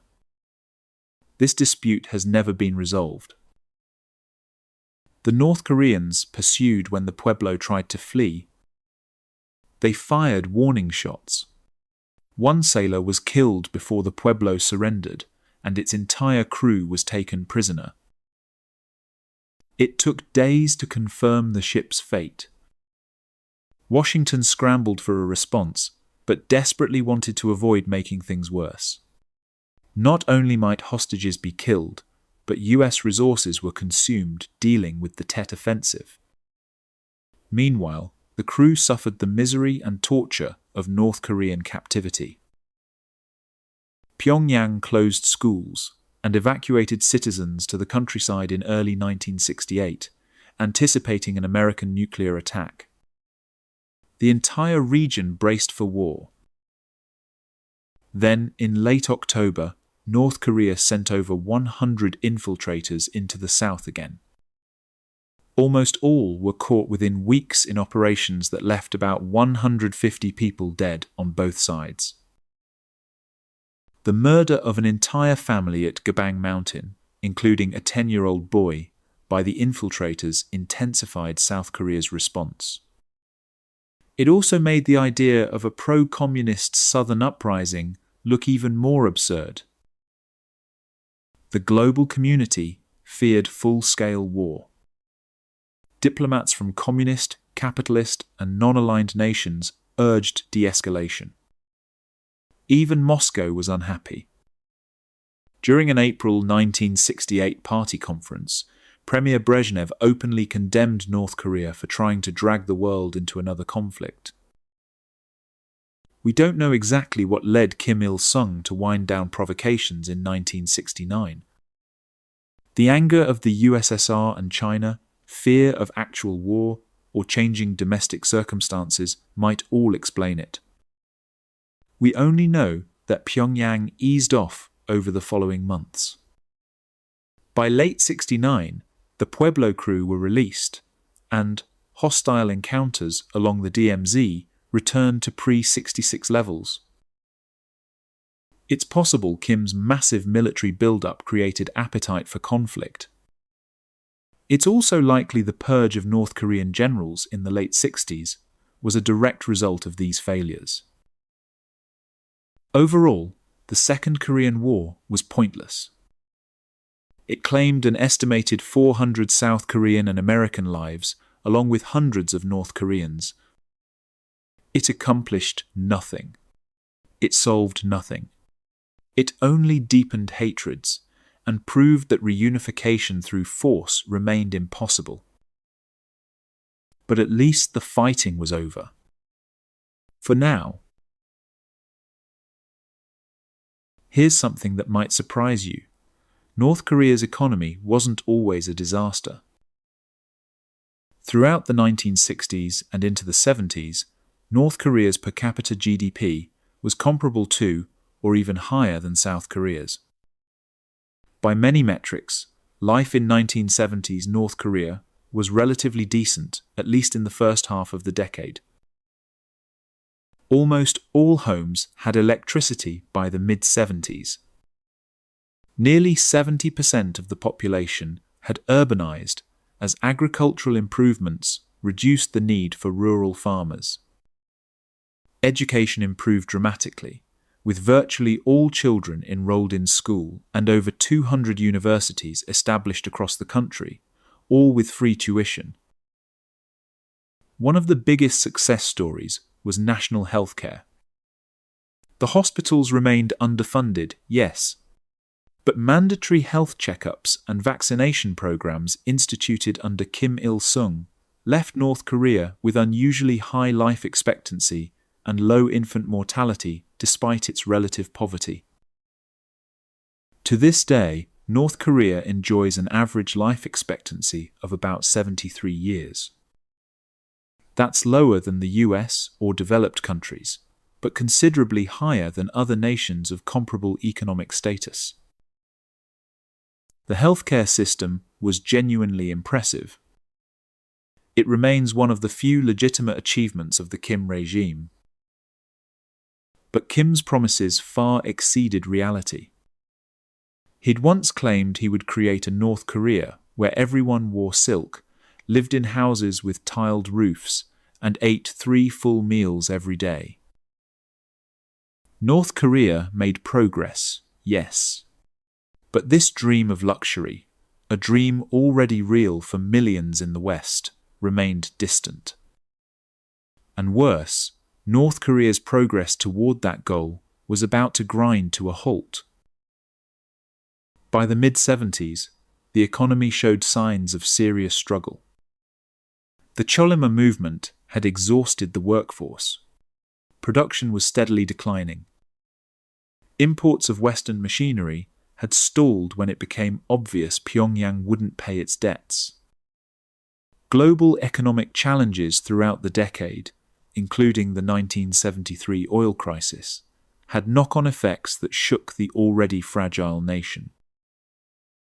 In 1976, North Korea was forced to stop all debt repayments to the West. It was a dire sign of the state of the nation's finances. Things weren't all bad. Residential construction projects finally addressed housing shortages that had plagued the country since the war. There had been undeniable development in industry and agriculture. But the North was rapidly falling behind its southern neighbors in prosperity, quality of life, and industrial output. North Korea's pride suffered especially as South Korea and Japan began rapid economic rises that catapulted them ahead in the 70s. As the South soared, North Korea became increasingly dependent on Soviet and Chinese allies. By the end of the decade, North Korea was effectively a vassal state of the USSR, relying on them for economic subsidies and diplomatic muscle, while watching its enemy achieve unprecedented prosperity. The shifting winds of global politics presented new challenges too. After the US withdrawal from Vietnam, Kim entertained the idea of reunification again. If Vietnam could defeat the US, he argued, surely North Korea could too. He presented this possibility to Mao Zedong. But this wasn't 1951 anymore. North Korea's military advantage over the South had shrunk dramatically. The US embarrassment in guerrilla warfare said little about its power in conventional combat. And Beijing hadn't forgotten that their soldiers shouldered most of the fighting after saving Kim's last disastrous war. Frankly, they didn't trust Pyongyang to win. The other reason China refused was its newfound effort to build bridges with the West. By the mid-70s, China was actively working to reduce hostilities with the US and build economic ties. The Nixon administration eagerly cooperated, hoping to deepen the divide between Moscow and Beijing. Allowing North Korea to start another war would ruin those efforts. Kim's plans were shelved when he realized the old Cold War alliance structure was crumbling. The reliable partnership with China and the USSR in eternal opposition to the West was falling apart. To counter this, Kim found new allies outside the communist bloc. Fellow communists like Pol Pot in Cambodia proved short-lived partners. But one successful area of North Korean diplomacy was Africa. Kim found fast friends among the continent's most brutal dictators. Men like Idi Amin and Jean Bedel Bokassa, dictators whose craving for power and control matched Kim's own. Another appropriately psychotic friend was Francisco Macias Nguema, the ruthless dictator of Equatorial Guinea. Nguema turned his country into a hellish personality cult. His official nickname was the Great Miracle, and priests were required to praise him in every service. He shared North Korea's bloodlust too. In one instance, Nguema had 200 people massacred in a football stadium while blasting pop music over the speakers. Equatorial Guinea was easily one of the worst places in the world to live. They called it the Auschwitz of Africa for good reason. As a sign of friendship, Nguema sent his daughter Monica to be raised and educated in Pyongyang in 1979. It was just in time. Nguema was ousted and killed months later. But Kim Il-sung kept his promise to his departed friend. Monica was given the best education North Korea could provide. Kim regularly called to check on her, made sure she had everything she wanted. Monica is still alive today and proudly considers Kim Il-sung her second father. She's written books defending both Nguema and Kim as good men unfairly smeared by Western propaganda. These alliances with African dictators didn't solve North Korea's fundamental problems. But they did show Kim's willingness to find friends wherever he could, even if those friends were monsters. And speaking of finding friends in unexpected places, the DMZ was about to witness one of the strangest incidents in its entire history. An incident that started with a tree. The DMZ remained a tinderbox that could be ignited by the simplest thing, including a tree. August 18, 1976. A small group of US and South Korean soldiers, led by Captain Arthur Boniface and Lieutenant Mark Barrett, entered the DMZ with a simple mission: trim a tree that was blocking the view from a UN command post. Just routine maintenance. Nothing special. A group of North Korean soldiers came over and watched them closely. After a while, the North Koreans became belligerent. They demanded Captain Boniface and his men stop working and leave immediately. Boniface turned his back to them and kept working. He didn't even acknowledge the demands. Then suddenly, without warning, about 30 North Korean soldiers, armed with crowbars, metal pipes, and other makeshift weapons, pounced on the Americans and South Koreans. Captain Boniface was beaten to death on the spot. Lieutenant Barrett escaped to a nearby ditch, but the North Korean soldiers found him there. They attacked him with the same axes the work crew had been using to trim the tree. Both men died from their injuries. They were both armed, but never drew their weapons, probably terrified that gunfire would only make things catastrophically worse. Immediately, North Korean state media spun the attack as American aggression. North Korea's international allies echoed this propaganda.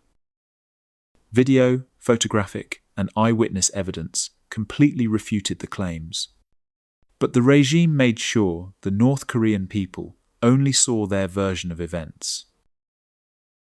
If Pyongyang hoped the US would back down, they were badly mistaken. The United States refused to take the murder of 2 soldiers lightly. But they also didn't want to start a war over a tree.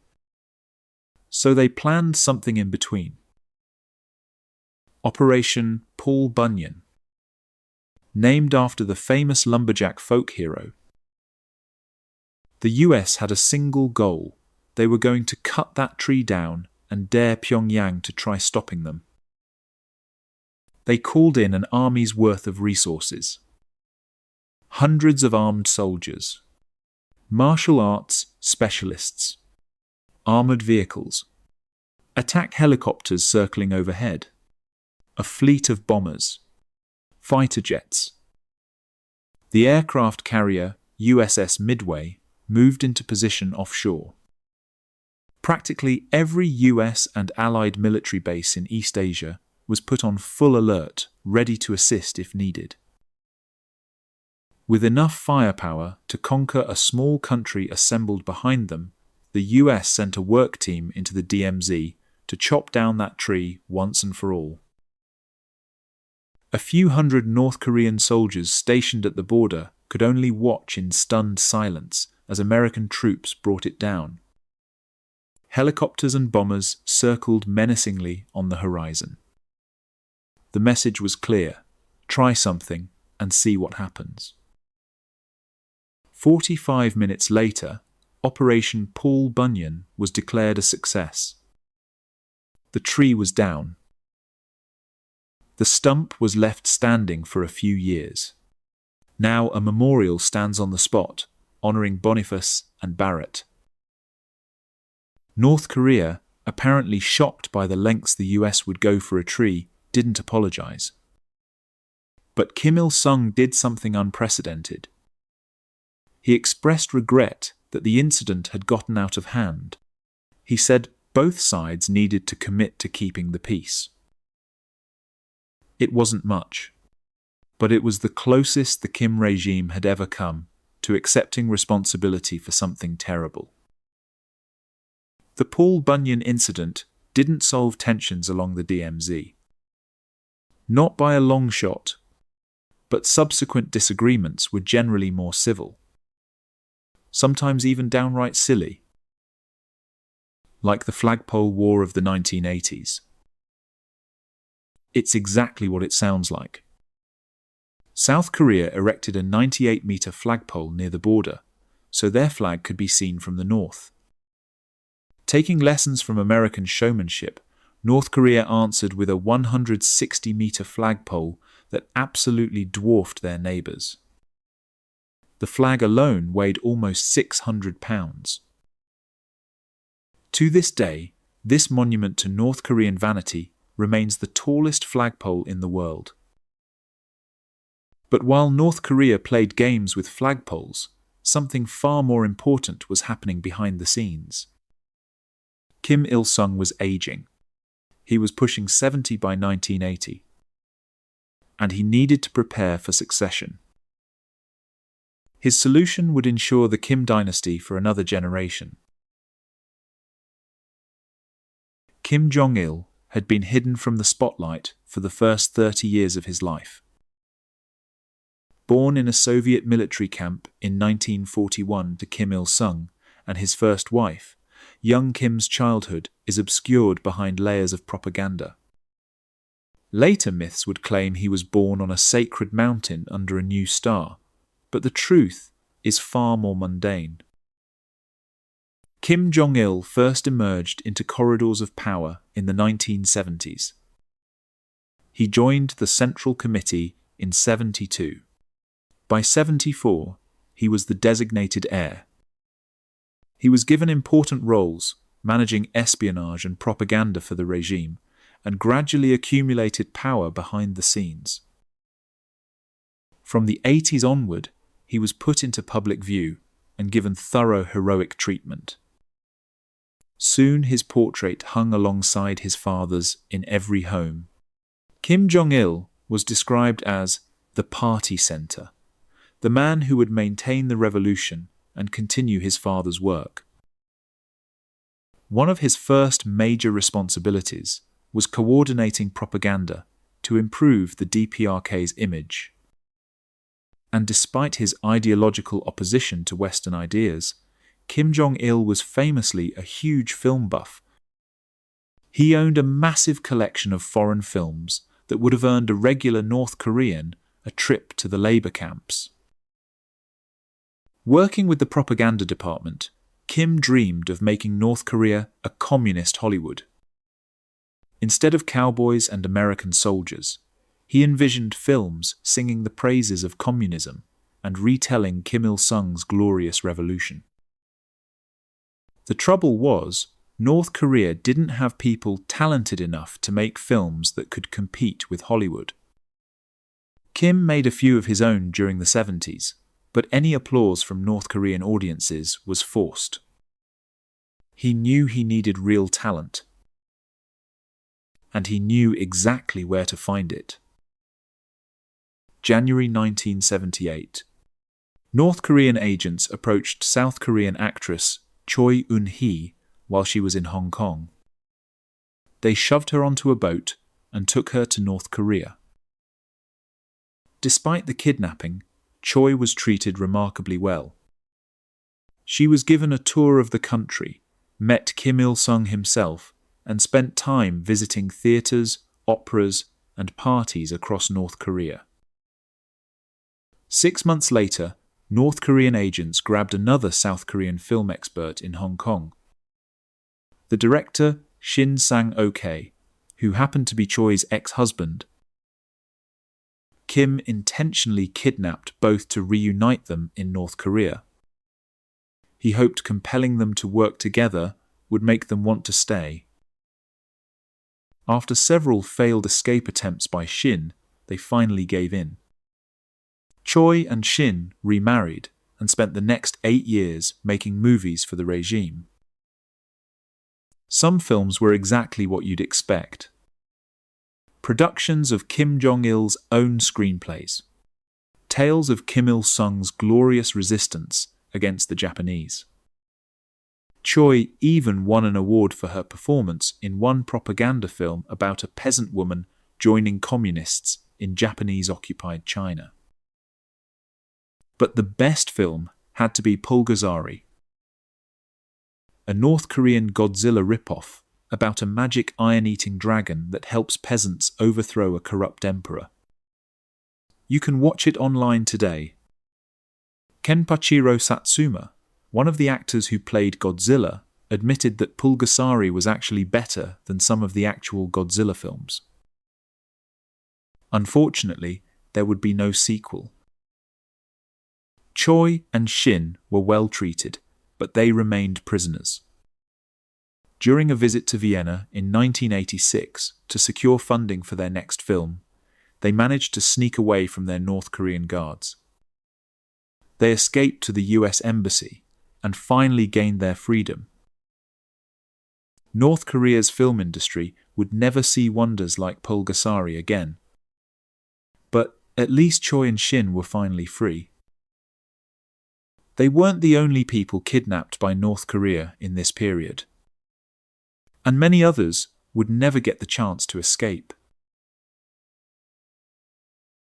Throughout the 1970s, Pyongyang kidnapped hundreds of foreigners and smuggled them back to the DPRK. Most targets were taken from Japan, though kidnappings from France, Malaysia, and other countries were also documented. There was no real pattern. They occurred at any place, any time. Sometimes young couples, other times a lone man or woman. In one case, a 13-year-old girl. The victims would be taken to North Korea and forced to live there for the rest of their lives. If abducted as a couple, they'd be split up temporarily and then reunited after thorough indoctrination. If alone, they'd eventually be paired with another captive of the opposite sex. They'd be given a home, expected to marry, expected to conceive children. That was the entire reason they were taken. North Korea wanted those children to turn them into spies. Marriage between North Koreans and foreigners was forbidden. Racial homogeneity was nearly universal in the DPRK. Therefore, a spy who didn't look like a typical North Korean was an extremely valuable asset.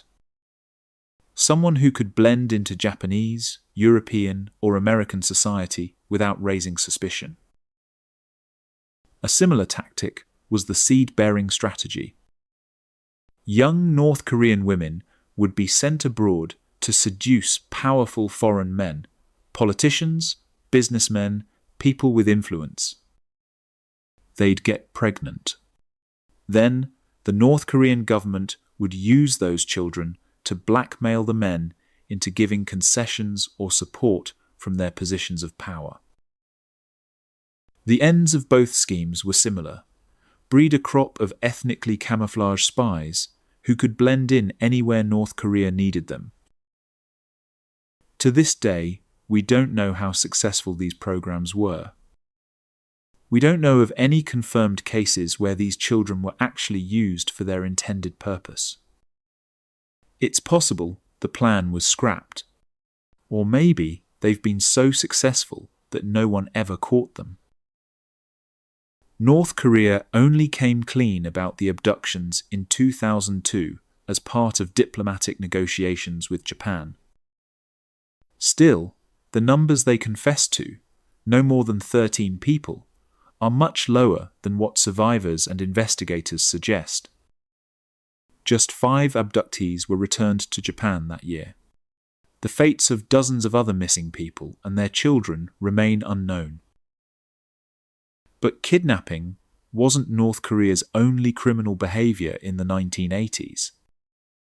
2 horrendous terrorist attacks on foreign soil shocked the world and increasingly isolated the DPRK. The first was an attempted assassination of the South Korean president during a state visit abroad. October 9, 1983. South Korean President Chun Doo-hwan was visiting Rangoon, modern-day Yangon, in Burma.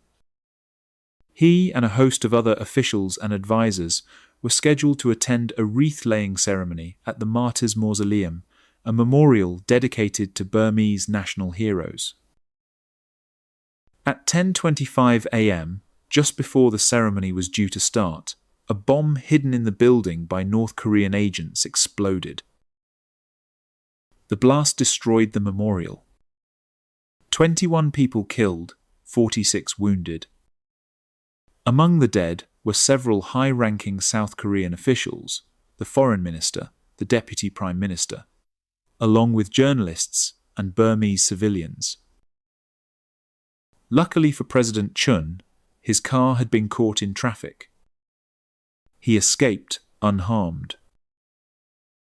North Korea was an obvious suspect. Police quickly identified 3 North Korean military officers who'd secretly entered Yangon and received a package from a North Korean diplomatic mission. That package was later confirmed to contain explosives.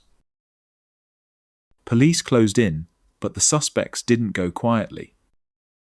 One was killed in a firefight after taking down 3 police officers. The remaining 2 were captured after attempting suicide with a grenade. One of these men, Kang Min-chul, avoided the death penalty by confessing the details and implicating the regime. The Rangoon bombing shattered North Korean relations with multiple countries. Myanmar was especially appalled that Pyongyang would attempt to murder a foreign leader at a sacred site within a neutral country. But North Korea wasn't done. 4 years later, came an even worse crime. November 29th, 1987. Korean Air Flight 858 was flying from Baghdad to Seoul with several stopovers. Two North Korean agents, working on Kim Jong-il's direct orders, boarded the plane using false Japanese passports. They spoke fluent Japanese, taught to them by some of the captured Japanese citizens from the kidnapping program. The agents secretly planted an explosive device disguised as a portable radio in the overhead luggage compartment above their seats. Then they left the plane during a stopover in Abu Dhabi. The plane continued its journey. Passengers and crew had no idea about the deadly package they carried. A few hours later, the bomb detonated over the Andaman Sea in Southeast Asia. All 115 people on board were killed instantly. The agents tried to flee through the Middle East, but were caught in Bahrain. They both attempted suicide. One succeeded. The survivor, a woman named Kim Hyeon-hui, was detained and quickly linked to the attack. Investigation and interrogation revealed the truth. Kim Hyeon-hui had been taken from a young age and forced through North Korea's spy program, trained to be completely loyal to the regime. Kim Jong-il personally ordered her and her partner to bomb the plane. The goal? Scare South Korea and frighten people away from the upcoming 1988 Olympics in Seoul. Kim Hyeon-hui was sentenced to death. But she was pardoned by the South Korean government, who argued the indoctrinated young woman was as much a victim as anyone else. It was controversial. Hyeon-hui lives with constant security to this day, out of fear of revenge from victims' families or assassination by the North Korean government. She has since denounced the regime and appears genuinely remorseful. But the decision to let her off the hook angered many people. The murder of 115 people aboard Flight 858 was one of the most egregious acts of violence committed by North Korea since the Korean War. The international community was outraged. The United States officially declared North Korea a state sponsor of terrorism. Of course, North Korea denied everything. They called it a fabrication and claimed innocence. But the evidence against them was overwhelming and unquestionable. Kim Jong-il's fingerprints were all over both attacks. His emergence as heir apparent coincided with North Korea's descent into international terrorism. But while external problems mounted, Kim Il-sung tried to distract the people with something shiny. Massive internal projects to inspire national pride. Some would succeed. Others would become monuments to failure. The 1980s saw Kim Il-sung fund massive construction projects. Some genuinely useful, others mere exercises in vanity, and some spectacular failures. The Nampo Dam on the west coast was the great internal achievement of the decade. Built between 1981 and 86, this massive $4 billion tidal barrage separates the Taedong River from the Yellow Sea. It prevents seawater contamination of the river, allowing it to supply fresh water for human consumption, industrial use, and agriculture. It's undeniably a feat of engineering. Still, a proud icon of regime propaganda and a popular tourist destination. The Nampo Dam actually serves a purpose. The Juche Tower? Not so much. The Juche Tower is a 560-foot tall monument to the regime's ideology standing in Pyongyang. It makes for a pretty sight. It was an impressive 70th birthday gift to Kim Il-sung. But it was little more than a monument to the cult of the Kim dynasty. At least the Juche Tower was completed. Unlike Pyongyang's other flagship 80s project, the Ryugyong Hotel, this 1,000-foot-tall pyramid-shaped skyscraper towers above the Pyongyang skyline. It was supposed to be an icon of a modernizing North Korea. Planned to have restaurants, guest rooms, casinos, and lounges, all designed to attract foreign visitors and, crucially, foreign investment. What North Korea actually got was an endless money pit. Construction and planning problems plagued the project from the start. It was begun in 1987, intended to be completed for Kim Il-sung's 80th birthday in 1992. The birthday came and went. Construction continued. Then it was abandoned. The Ryugyong Hotel remains unfinished to this day. It was meant to be a monument to the nation's greatness.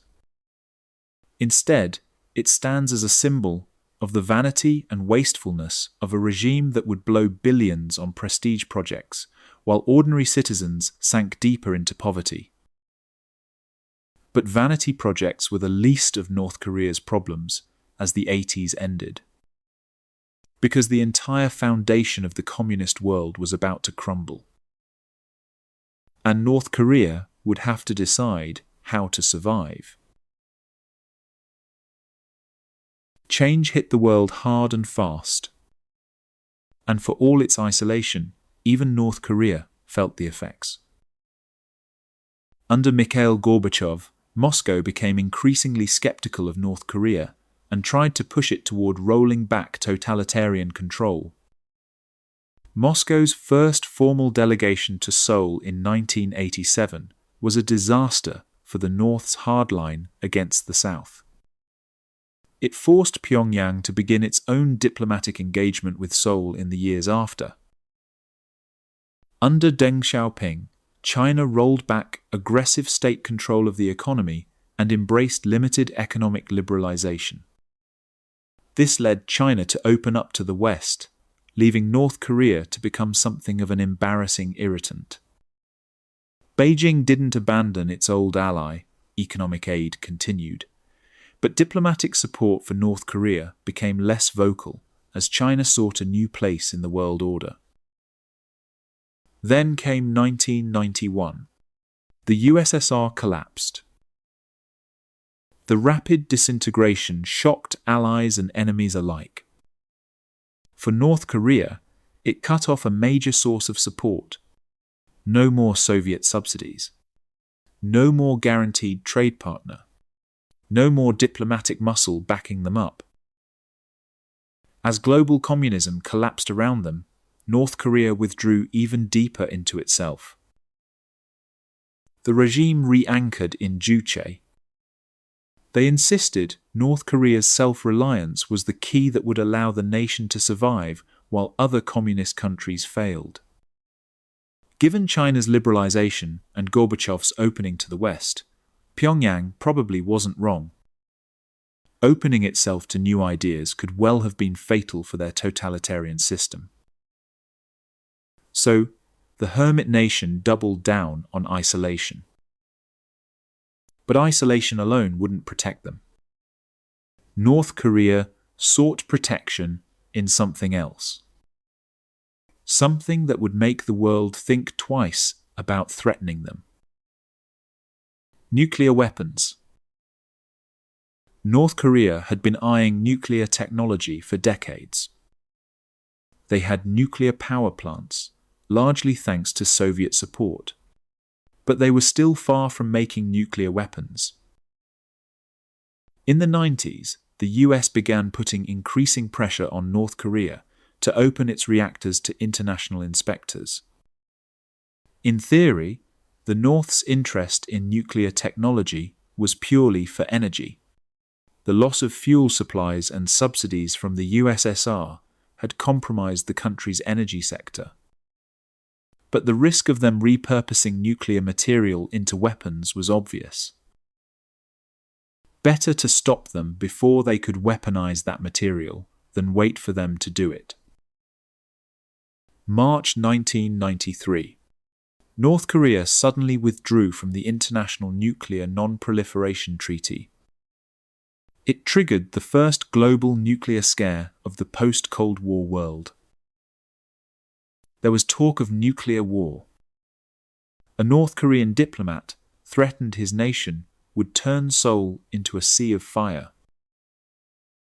Like every North Korean nuclear scare since, the boasting came to nothing. They didn't have the will or weapons to follow through. Then, in June 1994, former US President Jimmy Carter arrived for negotiations. He managed to convince Kim Il-sung to scale back the nuclear program if the US agreed to provide safer, non-weaponizable alternatives for the DPRK's energy needs. For a moment, it looked like things might actually change. The world had forced a readjustment. North Korea agreed to accept international help, Western help, for a critical part of its economy. Even better, Kim agreed to host a meeting with the South Korean president in Pyongyang in late July 1994. An unprecedented diplomatic gesture. A glimpse of hope for a more cooperative North Korea. But that glimpse wouldn't last. And neither would Kim Il-sung. July 7th, 1994. Just before noon. 82-year-old Kim Il-sung collapsed at his private residence in Gyeongsang province. He'd suffered a massive heart attack. The best doctors in the country were immediately flown in. They did everything they could. But in the early hours of July 8th, the great leader of North Korea was declared dead. The state had been secretly preparing for this moment for years. Arrangements for national announcements, public mourning, and an elaborate funeral were already in place. Still, tradition demanded his death only be announced 34 hours later. Every North Korean remembers where they were when they heard the news. Neighbors gathered around the only television on the street. Students were called together so announcements could be made to entire schools. Production lines in factories halted as the news spread. The 34,000 statues of Kim Il-sung dotted around the country became instant pilgrimage points. The nation was consumed with grief. From the outside, the outpouring seems bizarre. Was it real or performance? Genuine emotion or fear of punishment for not seeming sad enough? Eyewitnesses vary in their answers. Many North Koreans had never known life outside the Kim cult. For them, the loss of the great leader was a genuine emotional blow that upended their entire worldview. They'd been taught from birth that Kim Il-sung was eternal, that he embodied the nation itself. His death was incomprehensible. Of course, there were others who saw him as a tyrant.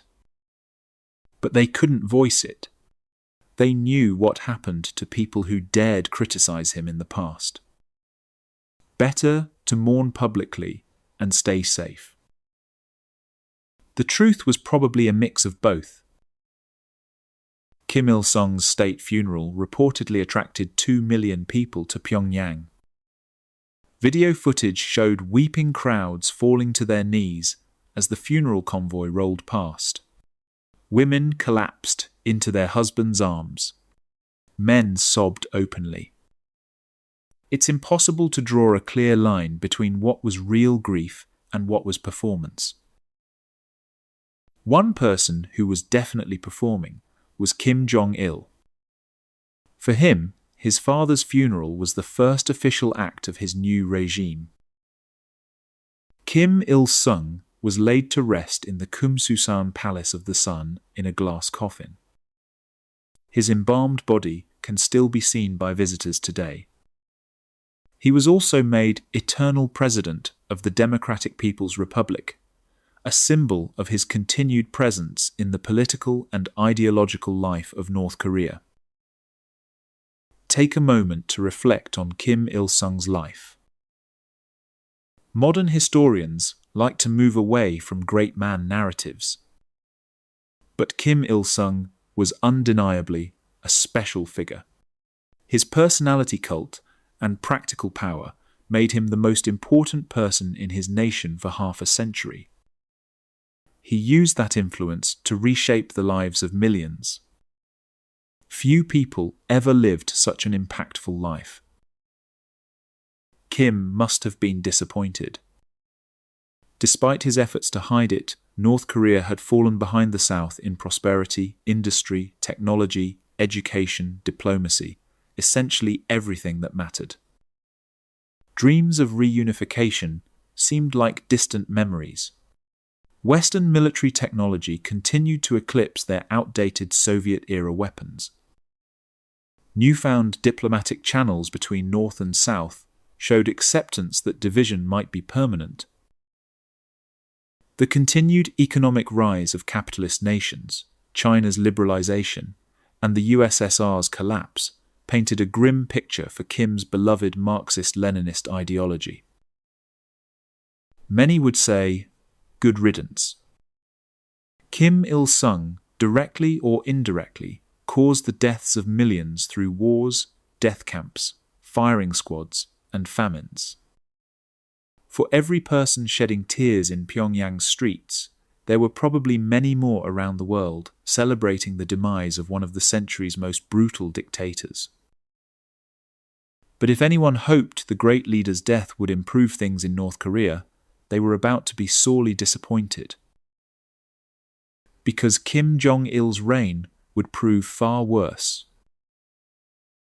The arduous march was coming. Kim Jong-il lacked his father's revolutionary credentials. So, propaganda worked overtime to compensate. The regime churned out absurd claims about his life and abilities. According to official propaganda, he was born on a sacred mountain and a new star appeared in the sky to mark his birth. His mood could change the weather. Storms obeyed his emotions. He was supposedly a creative genius. Kim wrote 1,500 books and operas during his life. Ideological works flowed from his pen like scriptures from a prophet. But maybe his greatest creation came in the 2000s, when he invented a reward for outstanding students, a piece of meat stuck between two pieces of bread. The West quickly ripped off this innovation and called it a hamburger. Kim was also a peerless athlete. During his first game of bowling, he hit a perfect 300. Then there was his legendary golfing talent, 11 holes in one during his first round in Pyongyang. He was so good he decided never to play again. Why would he, when he was already the best in the world? Even his toilet habits were mythologized. According to the government, Kim Jong-il never needed to use the bathroom. He didn't deal with the basic bodily needs that plagued mere mortals. It's likely North Korean propaganda was bending the truth a little bit. In reality, almost nothing is known about Kim Jong-il's private life. He had multiple mistresses and at least 6 children, though more might have existed out of public view. His undying love of Western films was a poorly kept secret. Beyond that, we know almost nothing about the man behind the propaganda. But reality was about to test whether this genius could lead a nation. And he would fail spectacularly. Between debt, isolation, energy crises, and economic stagnation, it would have taken an extraordinary leader to meet the challenges facing North Korea.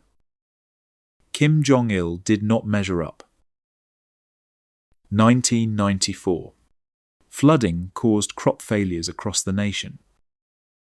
With food aid from the USSR long gone and the country's collectivized agriculture on a knife's edge, North Korea fell into a catastrophic famine.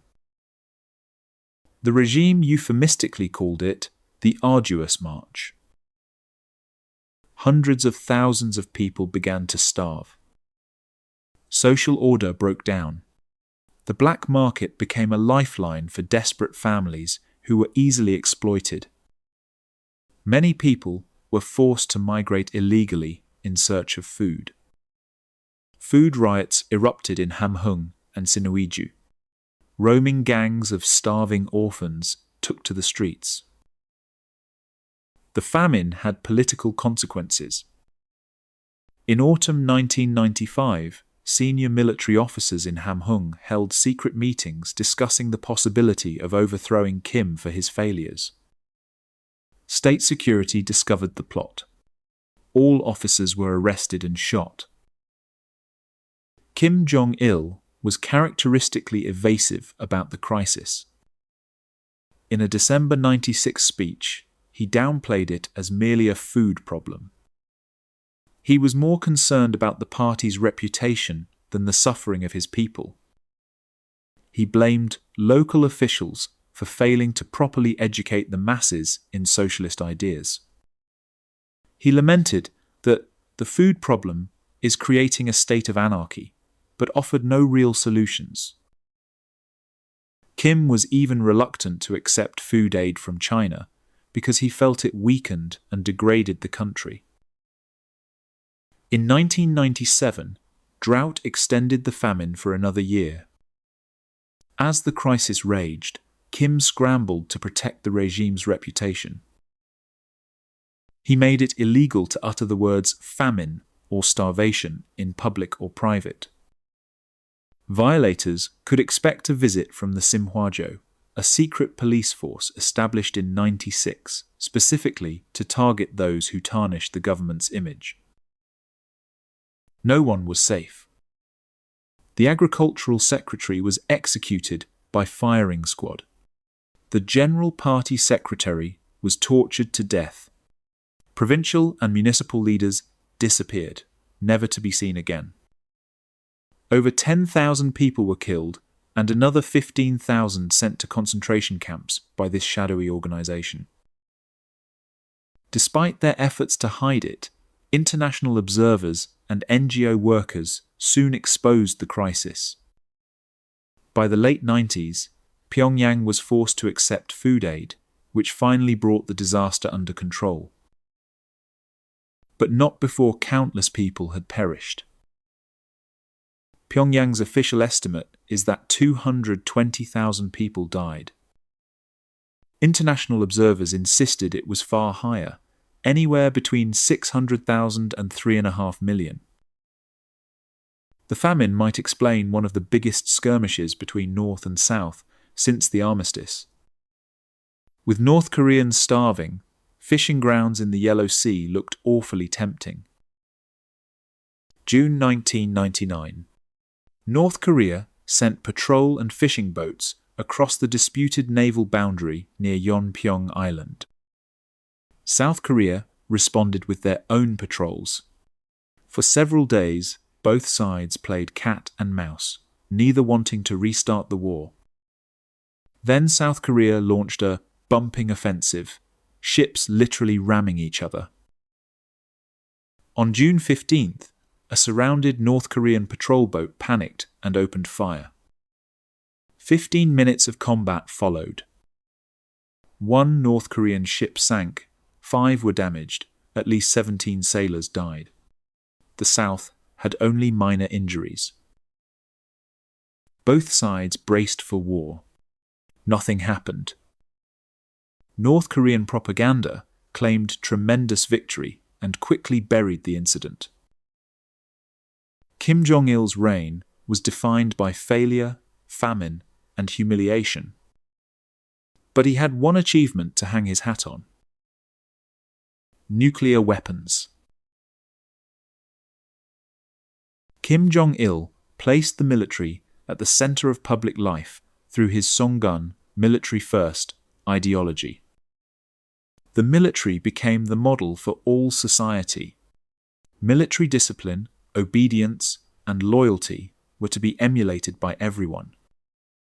All citizens were cast as soldiers in the endless war against the DPRK's enemies. In 2002, international observers were shocked when North Korea seemingly embraced market economics with the July 1st measures. Rice prices were adjusted to follow the market. Companies got greater freedom. Official private markets were established. But in reality, these laws were little more than legalization of black market trade that had been happening for years. They were acknowledgement of problems, not solutions. The Kaesong Industrial Park opened in 2004 as a joint North-South venture. South Korean companies employed North Korean labor, with wages paid directly to the government. It was an unusually direct attempt to harness capitalist business practices. After a few years, Pyongyang got cold feet and clamped down hard on market trading. Kim Jong-il had not suddenly become a free market fan. As North Korea entered the new millennium, it found itself increasingly villainized. In 2002, President Bush described North Korea alongside Iraq and Iran as an axis of evil. Post 9/11, the US was wary of rogue states sponsoring attacks. Given Kim Jong-il's involvement in terror attacks like Flight 858, it wasn't unreasonable. The nuclear program continued. By 2002, the CIA believed North Korea possessed at least one nuclear weapon.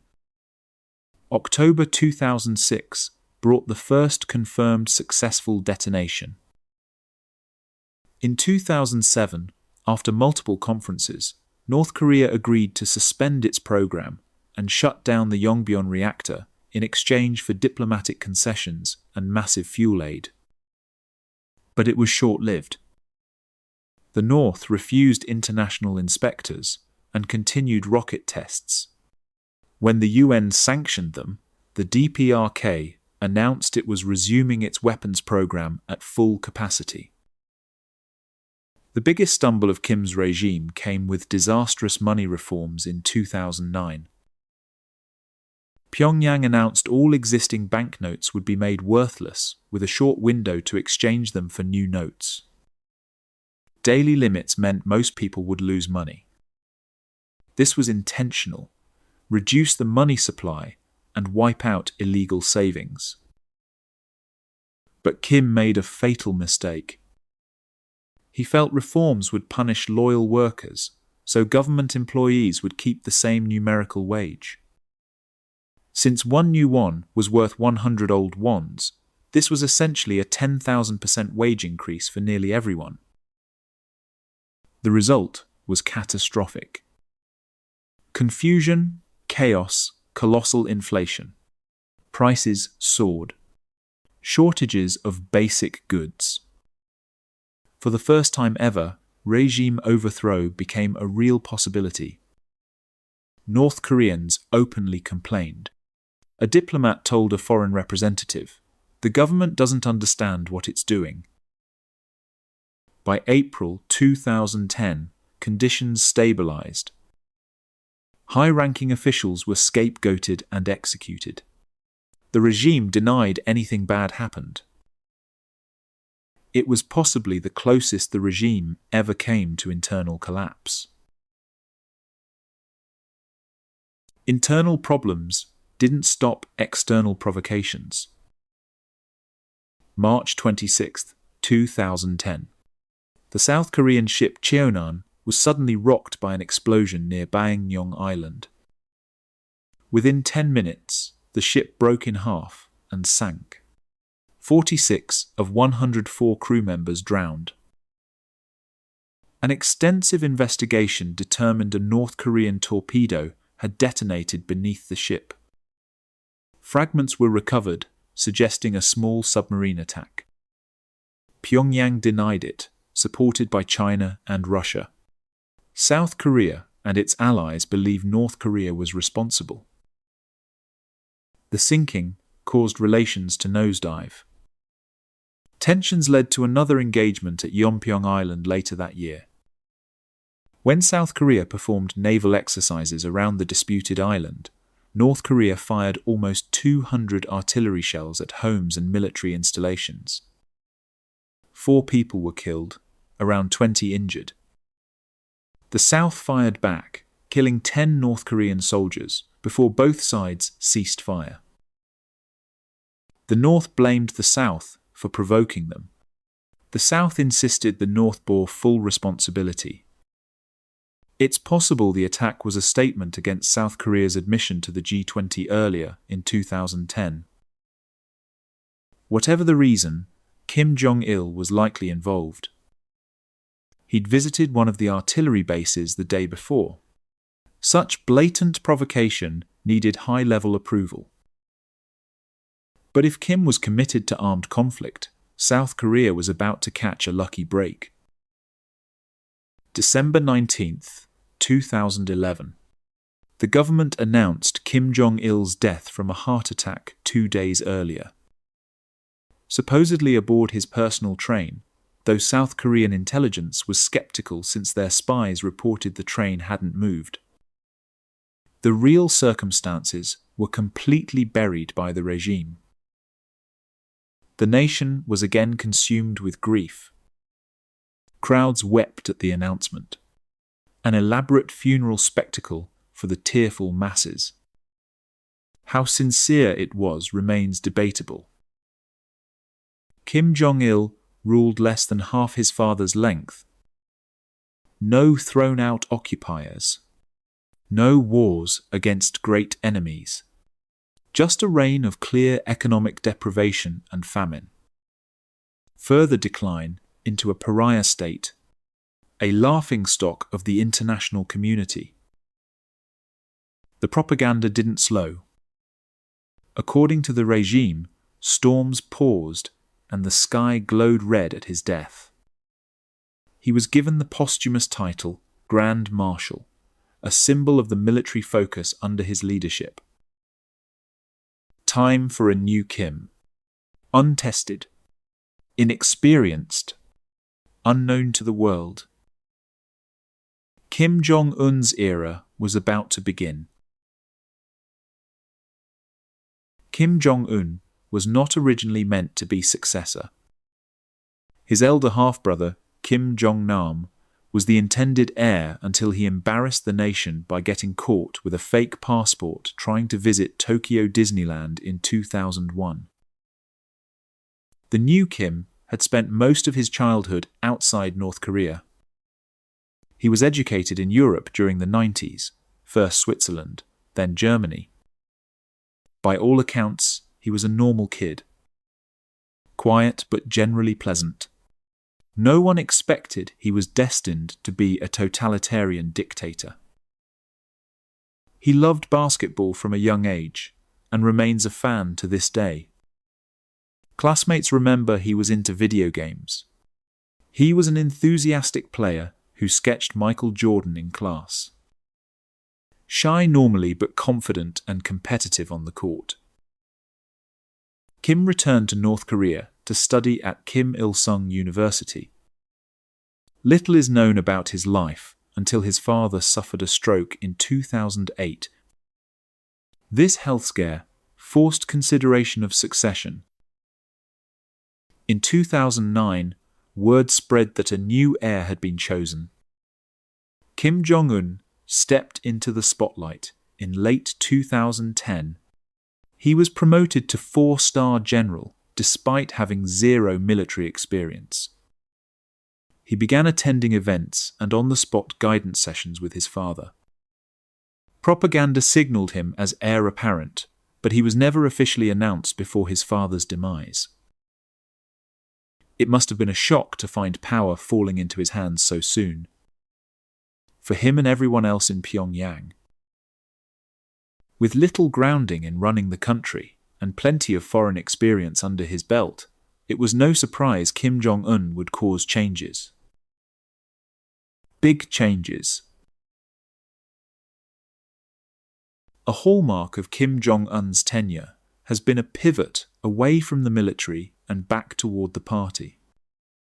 Party officials, not military officials, increasingly became the most influential figures. The Permanent National Defense Commission was abolished in favor of a State Affairs Commission, focused less on external military threats and more on internal economic and social goals. This change had several causes. Kim Jong-un himself doesn't have strong military credentials, unlike his father. His military titles are ceremonial. The decreasing emphasis also reflected a changing world. The prospect of resolving disputes with military force is more unlikely than ever. Enemies are now incomparably more advanced on the battlefield. The military is still important, but it's not the absolute priority it was under his father. The generals have lost their place to party officials and industrial managers.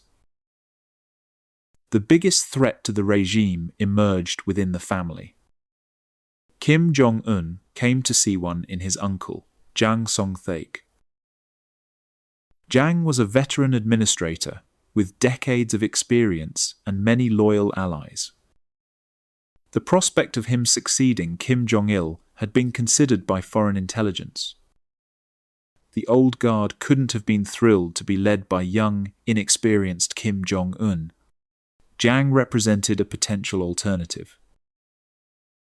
At first, Jang maintained significant power. He took a leading role in diplomatic relations with China.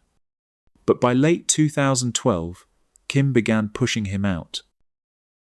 He was moved out of diplomatic affairs and excluded from national security meetings. The breaking point appears to have been over-control of fisheries in the Yellow Sea. The New York Times reported that gunfire was exchanged between forces loyal to Jang and those loyal to Kim. Shortly after, Jang was stripped of his posts, accused of treason, and arrested. A scathing 3,000-word statement declared him a traitor. He was accused of crimes ranging from conspiracy to corrupt the youth to half-heartedly clapping. December 12, 2013. Jang was executed by firing squad. Some allies also fell. Most harshly, Deputy Security Minister Oh Sang-hon was burned to death with a flamethrower in 2014. It was the most high-profile purge in DPRK history.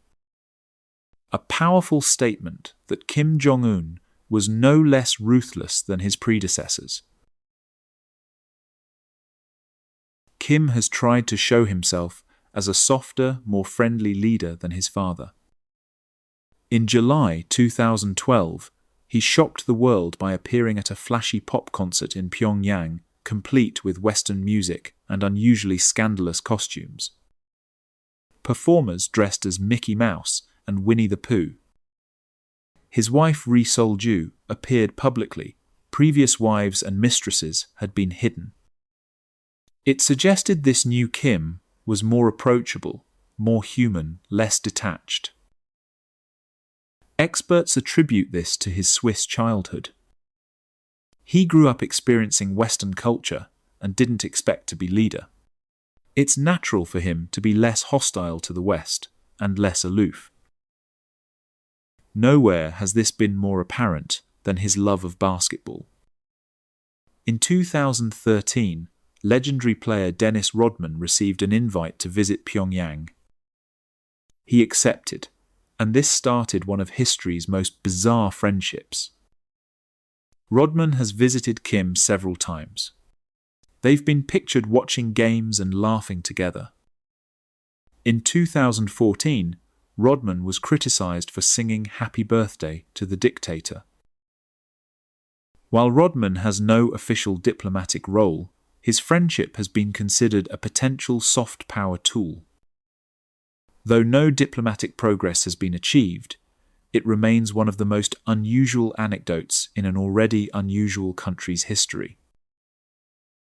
But Kim's acknowledgement of foreign culture is tightly controlled and very limited. In many ways, he's harsher than his predecessors. He's instituted harsh cultural laws designed to protect against foreign influence. Only a handful of people may access the global internet. The average North Korean can only access Kwangmyong, an entirely isolated network where the regime controls all information. K-pop has been described as a vicious cancer by Kim.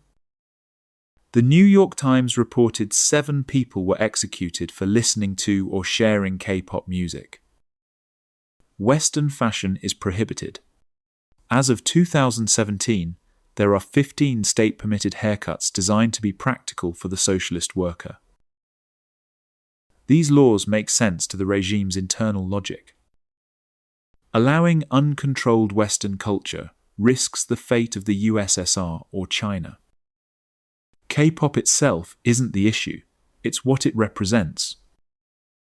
An unstoppable wave of foreign influence that the regime must contain to protect North Korea's way of life. Kim Jong-un has re-emphasized Byungjin, the idea that economic future is inseparable from acquiring nuclear weapons. Education is pivoted toward it. The best students enter nuclear fields. Graduates are snapped up by the weapons development sector. While Kim Jong-il created the first weapon, Kim Jong-un's task was delivery. His regime has been especially interested in ballistic missile technology. December 2012. The Kwangmyong-3 satellite launch was roundly condemned as a thinly veiled missile test. Early 2013 brought claims of another nuclear device detonation. A North Korean diplomat threatened final destruction of South Korea at a Geneva disarmament conference. November 2017. The DPRK test-fired its first nuclear-capable ballistic missile, the Hwasong-15. This test was critical because it proved North Korea had missiles capable of hitting the continental United States. While the nuclear program grabs headlines, arguably Pyongyang's most potent modern weapon is cyber warfare. Kim Jong-il once said, "If the internet is like a gun, cyber attacks are like atomic bombs." North Korea maintains an army of talented hackers. A 2019 UN report estimated North Korea raised $2 billion from cybercrime. In 2014, North Korean hackers broke into Sony systems after the company released The Interview, a comedy about assassinating Kim Jong-un. They leaked emails, salaries, scripts, and unreleased films. The company was crippled for days. A more elaborate attack occurred in 2015 and 16 when hackers infiltrated Bangladesh National Bank. They attempted to withdraw almost $1 billion. They made off with $101 million before security caught on. In 2016, North Korean hackers stole over 200 gigabytes of top-secret military intelligence from South Korea, including detailed plans for conflict and an assassination plot for Kim Jong-un. The worst cyber attack was 2017 ransomware that struck 300,000 computers worldwide. Targets included Microsoft and the British National Health Service. It demanded Bitcoin payment and caused billions in damages. The world has adapted, and governments take the threat seriously. But it's only a matter of time until Pyongyang's hackers strike again. Since 2013, tightly controlled tourist groups have been allowed to enter North Korea. Regime officials travel everywhere with groups. Itineraries must be adhered to without question. Tourists may not ask unapproved questions or enter unapproved places. Tourist rules are rigidly enforced. One American student learned this tragically. Otto Frederick Warmbier was a bright, friendly college student who loved to travel. In December 2015, he visited North Korea. After a 5-day tour, he was ready to go home. At the airport terminal, 2 soldiers took him away. He was accused of stealing a propaganda poster from his hotel. This is extremely illegal and seen as an attack on the regime. He gave a confession, claiming the US government manipulated him. He was sentenced to 15 years in a labor camp. The US negotiated for 17 months. In June 2017, he was finally released. But something was horribly wrong. The North Koreans said he'd been in a coma since April 2016. They blamed food poisoning. He was breathing but completely paralyzed and unresponsive, kept alive only with a feeding tube. Doctors believed his brain had been deprived of oxygen, causing permanent damage. Suggestions included water torture. With no hope of recovery, his feeding tube was removed, June 19, 2017. People have been escaping North Korea since its inception. Numbers peaked at several thousand per year under Kim Jong-il.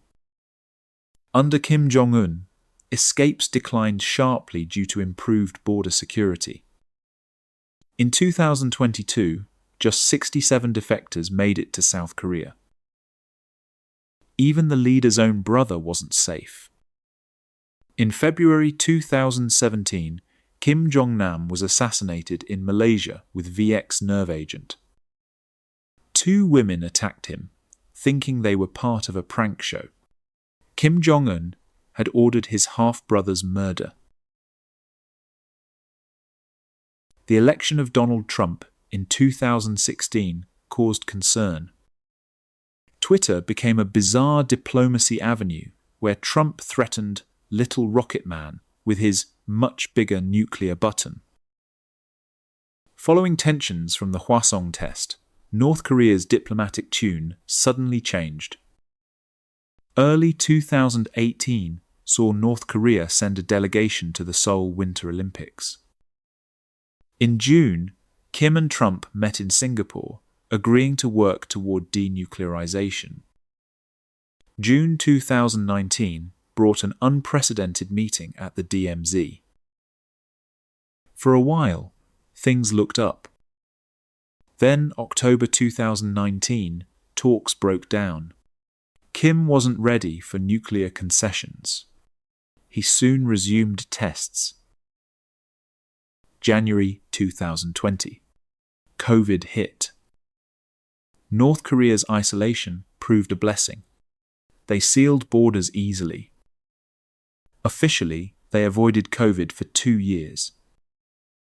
May 2022, they announced their first case. Official numbers claimed only 74 deaths, despite 5 million cases. Scholars believe the actual toll was higher, but far smaller than countries facing early waves. 2023 and 24 have been relatively quiet. Continued missile tests. Support for Russia's Ukraine invasion. Continued isolation.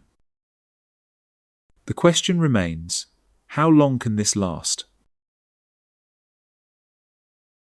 75 years since the armistice. Still no peace treaty. The Korean War technically never ended. The DMZ remains one of the most militarized borders on Earth. 3 generations of Kims. Kim Il-sung, the guerrilla fighter who became a god. Kim Jong-il, the incompetent heir who presided over famine and isolation.